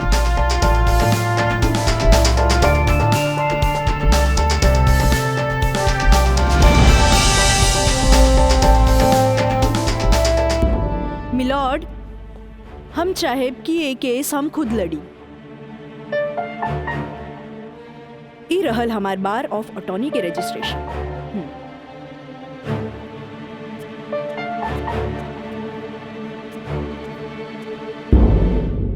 ओके, you can proceed. Thank you sir. आशीर्वाद दी। खुश रह। चल। मिलॉर्ड, बचाव पक्ष के वकील बार बार पूछा तारे कि 4 साल हम कहाँ रही। मिलॉर्ड, 4 साल इनके मुवक्किल राजा जैसन तमाम मुजरिमों के सजा दिलावे खातिर ई चोंगा बहुत जरूरी रहे।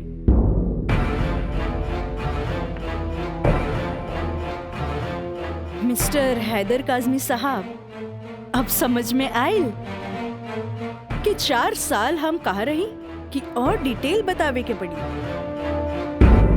तो मिलॉर्ड, हम केस के स्टडी खातिर हमरा के कुछ समय चाहिए। हाँ,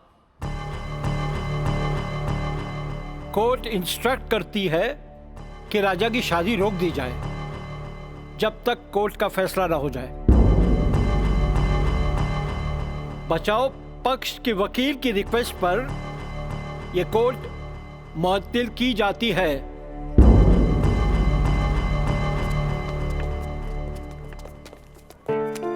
बहुत सही किया। देख के घबरा गई, तुरंत चल गया। बहुत अच्छा। ए वकील साहब, कोर्ट से समय काहे ले लेनी हो? तका करती तू हमरा के बतेबो ना कैला कि लड़की खुद वकील बिया। अरे तय से आपके का फर्क पड़ी? तू का समझबा कि हमरा का फर्क पड़ी? वो लड़की के आईपीसी आदि कानून के सब धारा मालूम हुई। एक खातिर हमरा के जीरा में सावधानी बरते के पड़ी। खैर तू चिंता ना करा, अब अगला तारीख लेवे दा हमरा के। वकील साहब, अगला तारीख रहुआ जल्द से जल्द ले लिहल जाओ, और रहुआ पैसा के चिंता एकदम न करब। हम पैसा के चिंता ना करब, अगला तारीख जल्दी ले ले हम। चलो चलो बाबूजी, चलो चलो।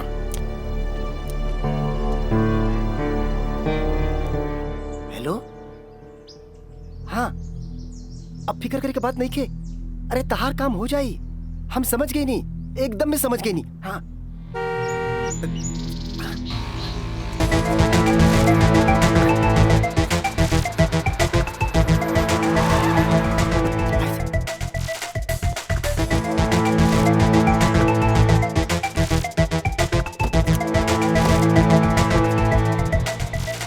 हटा ना, ये पाइप पे कर दिया अबे। रखा था नहीं। हाँ।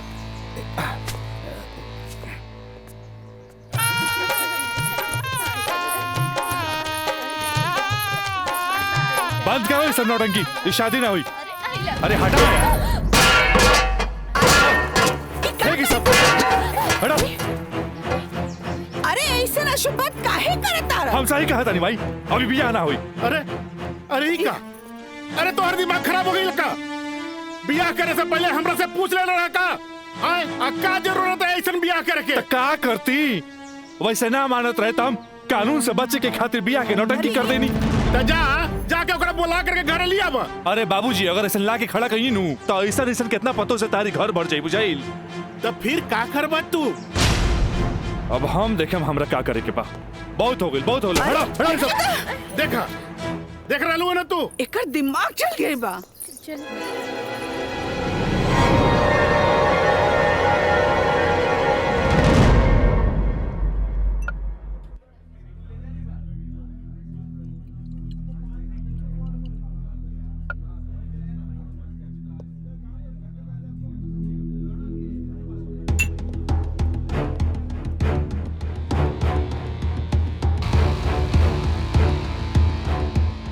राज, का बात बा? पहले पेक तब भी बहुत दिन का बाद मिलल बा।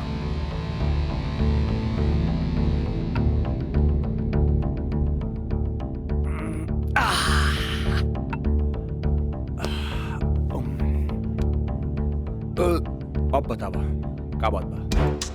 मयंक,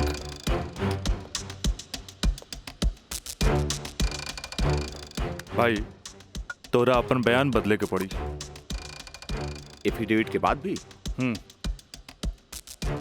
दोस्ती खातिर।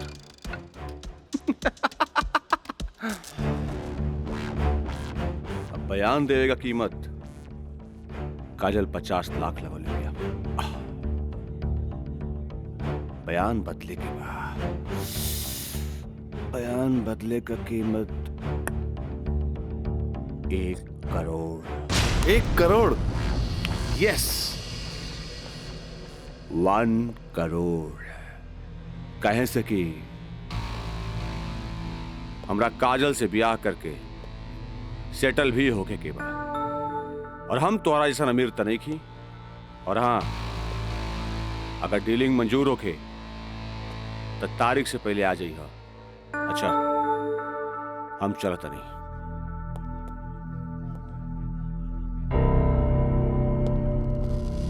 हमार बिल्ली हमरे से म्याऊं।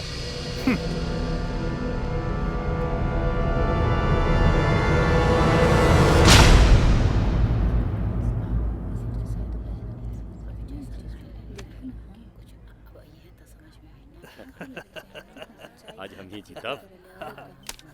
केस बहुत बढ़िया बा। Order order. बचाव पक्ष अपनी बात रख सकते हैं। योर ऑनर, बचाव पक्ष के हमार मुवक्किल राजा के हम कटघरा में बुलावल चाहब। ओके, यू कैन।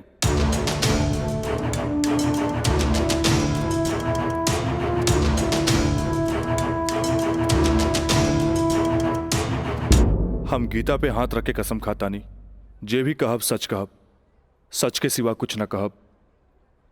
हाँ तो मिस्टर राजा, आप अपन बचाव में का कहल चाहते नहीं? जज साहब, हम ये बात माना तानी कि हम और ये काजल कॉलेज के दिन से एक दूसरे के चाहता नहीं। अपना अपना मर्जी से हम दोनों भाग के शादी भी मंदिर में कर लेनी। होटल के बिल और ही शादी के खर्चा कुछ ज्यादा हो गए रहे, यही से हमरा घर वापस आए के पड़ल। पर जज साहब, हमार इरादा बिल्कुल नेक रहे। हम सोचनी कि हम घर वापस आके अपना पिताजी से कुछ पैसा भी ले लहब और उनका के शादी के बारे में कुछ सच्चाई भी बता दे। जज साहब, हम बिल्कुल निश्चिंत रहे कि काजल के देख रेख ला वहां हमार जिगरी दोस्त मयंक तो बढ़ ले बा। पर जज साहब, जब हम वापस लौट के गई नहीं था, वहां के नजारा देख के तो हमार होशे उड़ गई।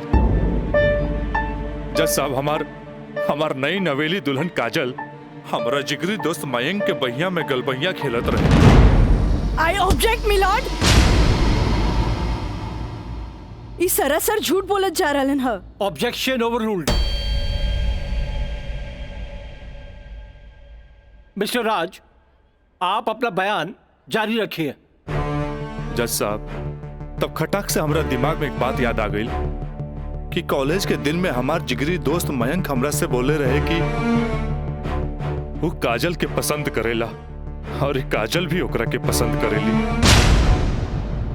पर जज साहब, हम सीधा साधा आदमी हो मेरा तेकरा देवर और भाभी के मजाक के रिश्ता समझ लेनी। लेकिन जज साहब, ई सरासर झूठ बोलने जा रहल बारन। I object my lord. हमार दरख्वास्त बा वकील साहिबा से कि इनका जे कुछ भी कहे के बा बुलैला पे कटघरे में आके कही है।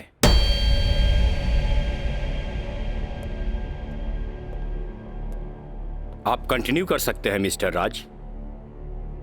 जज साहब, कोई भी आदमी अपना बीवी के केहू दूसरा के भैया में देखी तो ओकरा मन मस्तिष्क पर का गुजरी, ये आप अच्छे से समझ सकीले जज साहब। मिलॉर्ड, ई सरासर झूठ के पुलिंदा आपके सामने रखल जा रहल बा। कोर्ट के गुमराह करे की कोशिश कई जा रहल बा। तया पानी ना कोर्ट के सही रास्ता दिखावे वाली। अरे घबराई ना, जल्दी ही रहुओ के बयान देवे के समय मिली।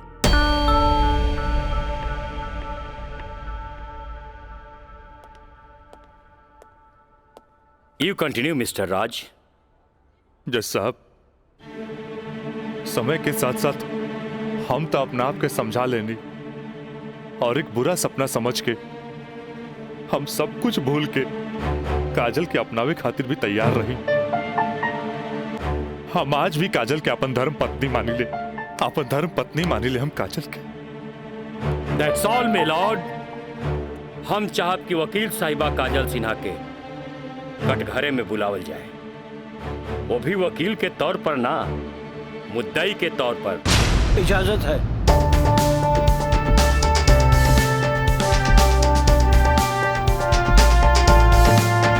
जाइए आप बैठिए। हाँ तो काजल सिन्हा जी, हम चाहत कि आपन प्रेम कहानी अपने ही जुबान से बयां करी।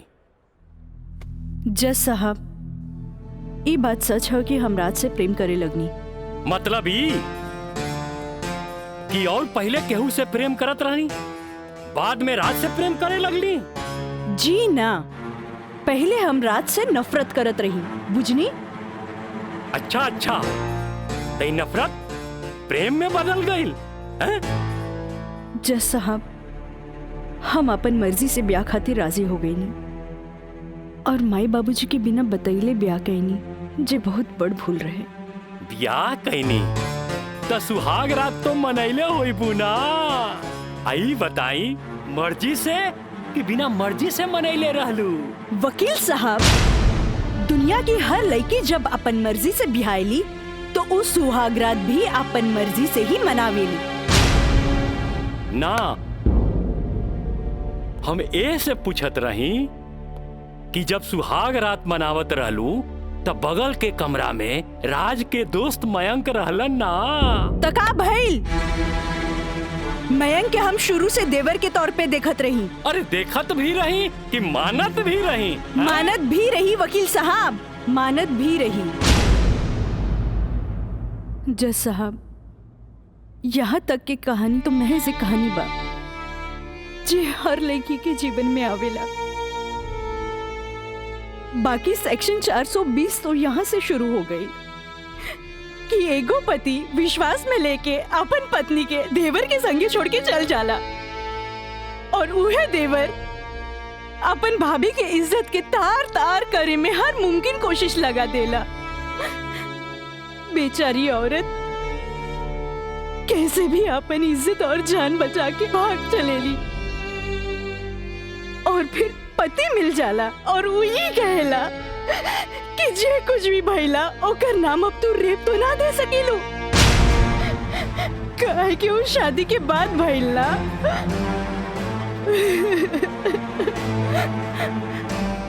और रहल बात शादी के, तो तू सो कॉल देवर से कर सकेलू, काहे के ओकरा हमार झूठन खाए के आदत है। जज साहब, हमार सगरो अरमान चूर चूर कर दिहल गइल। हमरा कुछ समझ में ना आइल, आखिर हम करी तो का करी? हम परिवार से मजबूर हो गए नी जज साहब, हमरा झुट्टन बना देल गइल। हम झुट्टन हो गई नी, हम झुट्टन हो गई।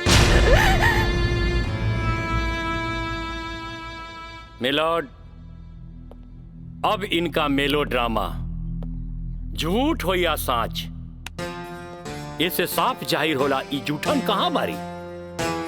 जबकि हमार मुवक्किल मिलोड एक झूठा सपना समझ के इनका के अपनावे खातिर तैयार बा। इतना ही ना मिलोड, हमार मुवक्किल के पिताजी जगदम्बिका पाल जी एक लिखित बयान में मिलोड इनका के बहू बनावे खातिर तैयार बाड़े। इली काजल, जबकि राज, उसके परिवार और यहाँ तक कि उसके पिता भी तुम्हें एक्सेप्ट करने के लिए राजी है, फिर तुम्हें क्या प्रॉब्लम है?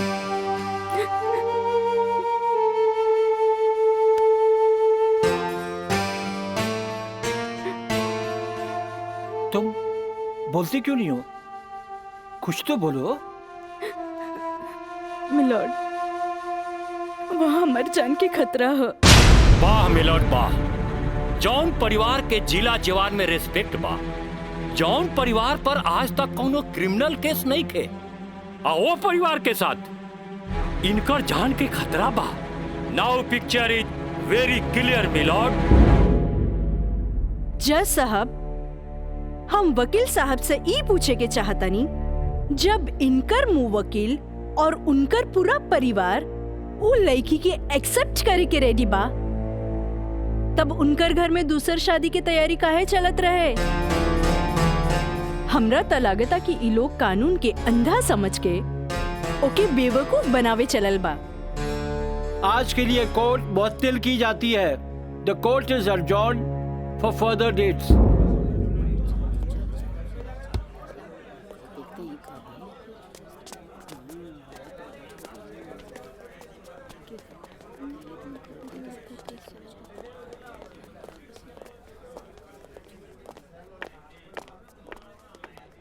वकील साहिबा, अरे वाह, तू तो बड़ा चालाक बड़ू हो। एफिडेविट करवा के मैं कि तू अच्छा यूज कैलू। आपके के कह दलस कि कोई वकील के सबूत इकट्ठा करे खातिर चालाक ना होके के चाहिए? बाकी चालाकियों में भी हम तोहर बापे निकलब। और अगला डेट में दूध में ऐसा पानी मिलाई देखते रह जाओ। चलो बाबूजी। देखो काजल जी, कल कोर्ट में उनके वकील ने जो बहस की, ये एक केस है 99 दिल्ली का। तुम्हारे केस से बहुत कुछ मिलता जुलता है। जी सर। और इसमें उसके पक्ष में फैसला हुआ था। मैं इसको अंडरलाइन कर दे रहा हूँ। ओके। हाँ। तो ये पॉइंट जो है, ये पॉइंट ध्यान से पढ़ लेना। जी सर।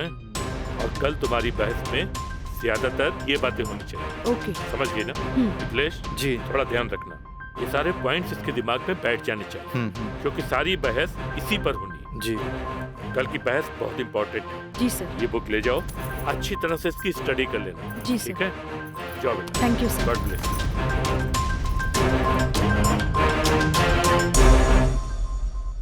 आँख कहेली कि एक नया इंसान देख ले, लेकिन दिल कहेला कि ना।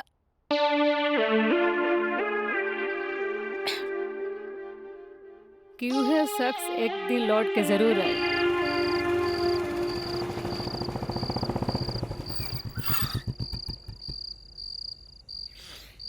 जफाओ ने मारा, वफाओ ने मारा। निराली, अरे निराली, मुझे तेरी अदाओं ने मारा।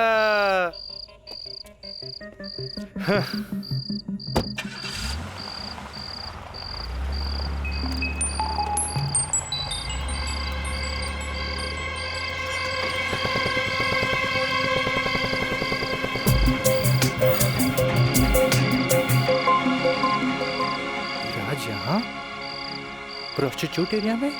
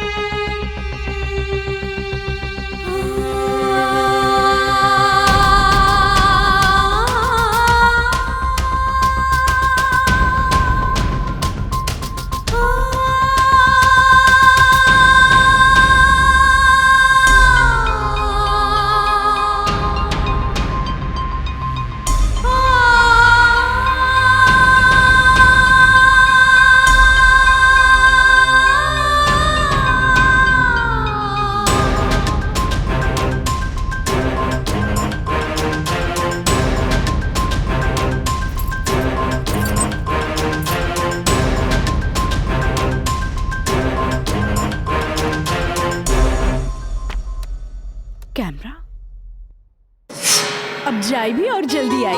ठीक बा।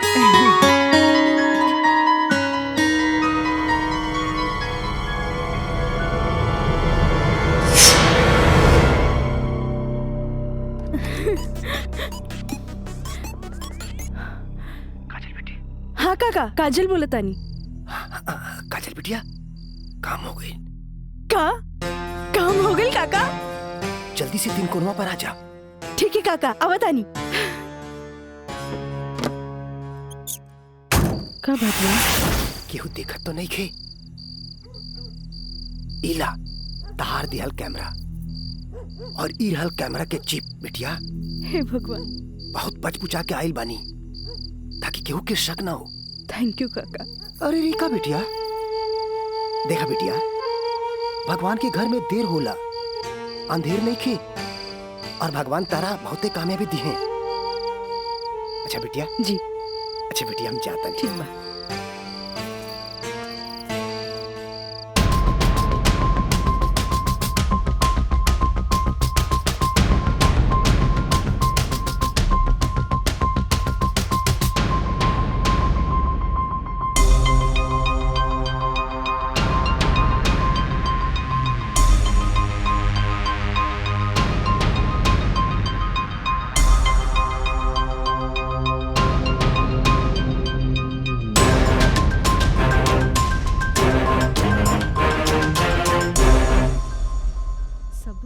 दे देनी हाँ। बाकी सर आ गए ले।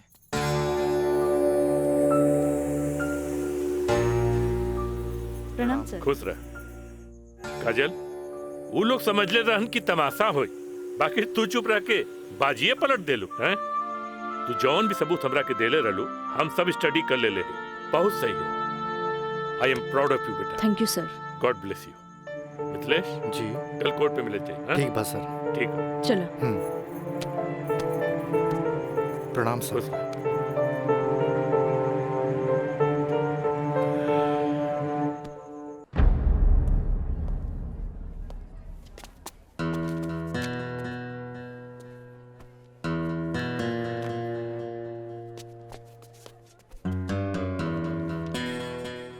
अदालत की कार्रवाई शुरू की जाए। जा बेटा।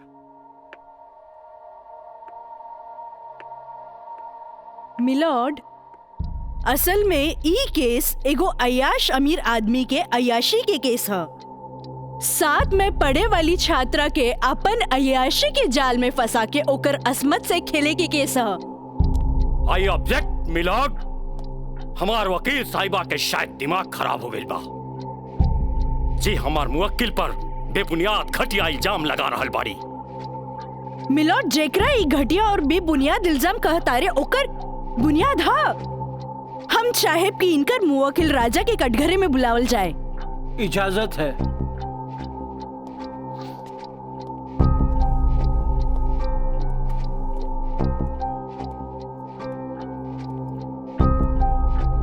जज साहब, ई उहे आदमी है जे लड़की के चाय के कुर्बा समझेला, जेके पिया और फेंक द। इनकर अयाशी के सबूत के तौर पर हम अपन एगो गवाह पेश करे के चाहतानी। इजाजत है। Thank you.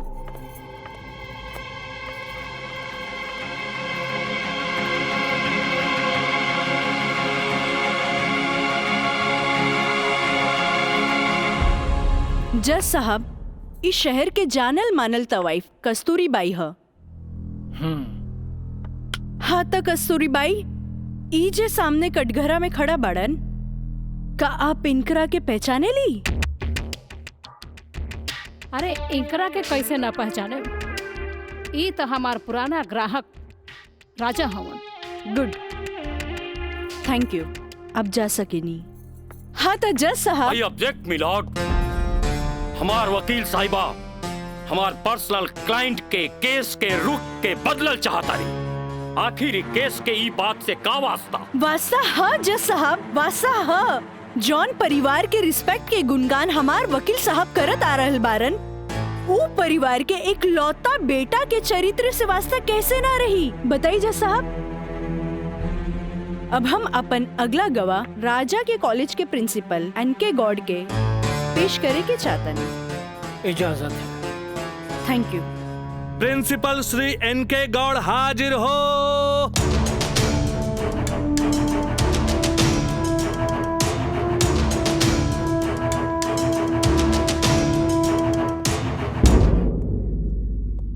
हाँ तो प्रिंसिपल साहब, आपकी कॉलेज की एक छात्रा काजल सिन्हा के साथ जब ई शख्स सरेआम छेड़खानी कैलस और जब वो आपसे रिपोर्ट करे के बाद पुलिस में जात रही तब आप का कहनी?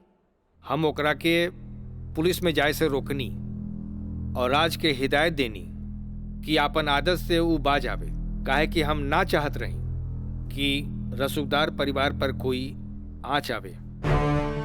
Thank you. नोट किया जाए मिलॉर्ड। रसूखदार सुनल गई ना जज साहब, हमार वकील साहब के हिसाब से जॉन परिवार पे एक भी क्रिमिनल केस ना हुई भी तो कैसे। खैर, अब हम सबूत के तौर पर इस रसूखदार परिवार के एक लौता बेटा के जिगरी दोस्त मिस्टर मयंक के पेश करे के चाहता नहीं। इजाजत है। गवाह मयंक हाजिर हो।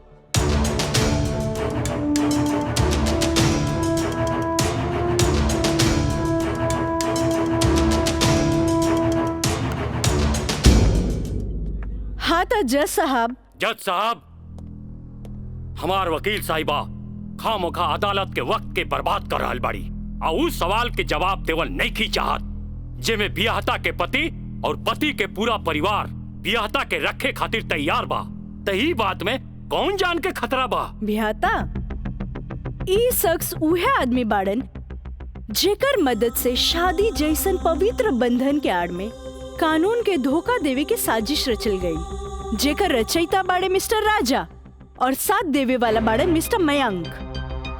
हाँ तो मिस्टर मयंक, तू अपन जुबान से ही उस सो कॉल शादी के आंखों देखा हाल बतावा।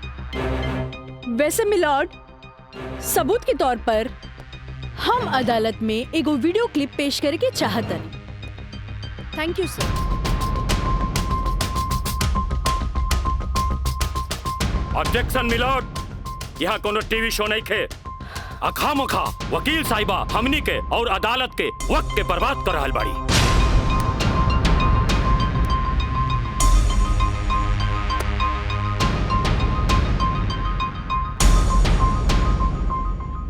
जज साहब, वीडियो क्लिप में साफ दिख रहल बा कि दुल्हा दुल्हन के दाएं बाएं ना बल्कि आमने सामने बैठाल गईल ह, जे हिंदू रीति रिवाज से बिल्कुल गलत बा और ऐसा नहीं से भइल काहे कि पंडित से शादी ना करावल गई, एक बहरूपिया से पंडित के रूप धरावल गई।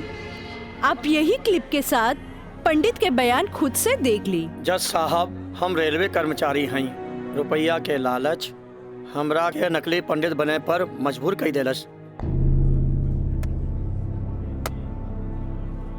जज साहब, हम एक गरीब आदमी बानी और पैसा का लालच बड़े बड़े लोगन के अच्छा और बुरा समझे का शक्ति के छीन लेला। हम तो एक गरीब आदमी बानी। दोस्त के कहला पर हम एगो भलता आदमी के पुजारी बना के इन लोग का ब्याह करवा देली। आखिर हम भी क्या करती? जज साहब, काजल की खूबसूरती का हम दीवाना हो गई और काजल के पावे खातिर हम समाज और कानून के हर सीमा के भी लांग गई। हाँ तो जज साहब, हमार दूसरा वीडियो क्लिप देखी जे ई साबित कर दी कि धारा 420 से शुरू हो करके धारा 376, 375, 362, 361, 120B के उ लड़की के साथ अंजाम देल गल बा। और जज साहब, लगे हाथ हमार दूसरा वीडियो क्लिप भी देख ली प्लीज।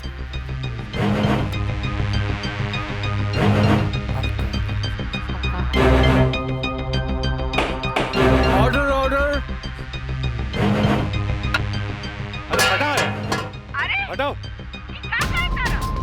हटाओ। हम सही कहा था नहीं भाई, अभी बियाह ना हुई। तोहरा के बियाह करे के कौन कहले रहे? तो का करती? वैसे ना मानत रहे तो हम कानून से बचे के खातिर बियाह के नौटंकी कर देनी। जाके ओकरा बुला के घर लिया। अरे बाबूजी, अगर ऐसे ला के खड़ा कहीं नू तो ऐसा कितना पतों से तारी घर बढ़ जाई बुझाई।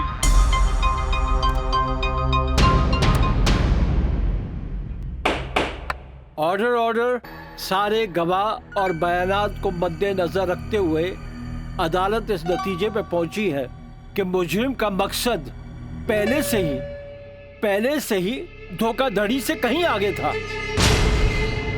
क्योंकि उसका मकसद उस लड़की को धोखा ही नहीं देना था बल्कि उसके साथ शारीरिक संबंध स्थापित करना था।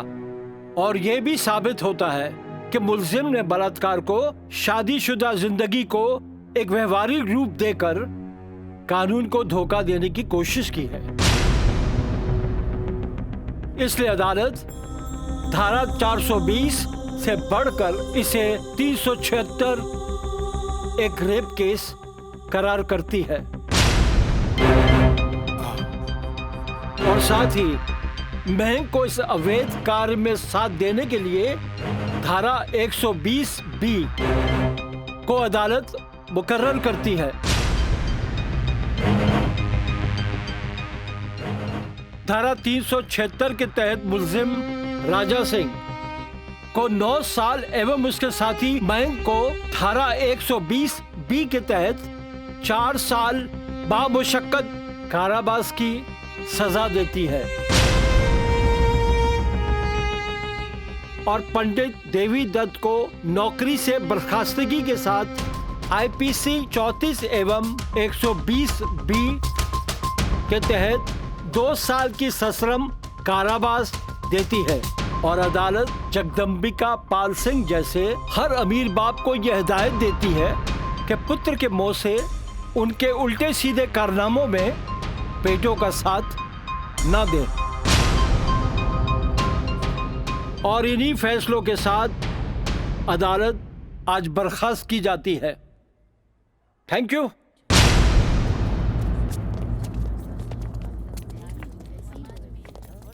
सर,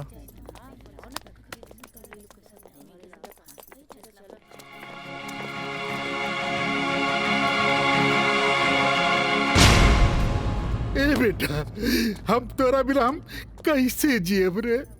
ए बाबूजी हम आज बात जान गए नहीं कि झूठ कितना भी ताकतवर क्यों ना होके सच के आगे हमेशा छोट पड़ जाला। एक औरत अगर अपना आदमी के बना सकेली तो वह औरत अपना आदमी के बर्बाद भी कर सकेली। बाबूजी हम कबो औरत जात की इज्जत न कईनी, उनका के अपना पाव के जूती समझनी, पर हम भूल गए रहनी की जन धन दौलत पे हम इतना घमंड करे ले। बाबूजी वो तो एगो लक्ष्मी के रूप है। बाबूजी हमारी गलती माफी के लायक तो नहीं खे, पर हो सके तो हमरा के माफ कर दिए। बेटा, तुहारी पश्चाताप के आंसू में तुहार पाप सब धुल जाई रे। चलिए इंस्पेक्टर साहब। Kajal, congratulation, I am really proud of you. Congratulation तो हमरा के बोले के चाहिए, काहे कि जीत हमरा लिए अकेले पॉसिबल ना रहे जी आप हमार साथ ना देती। Good, I am really proud of you Kajal. Thank you sir.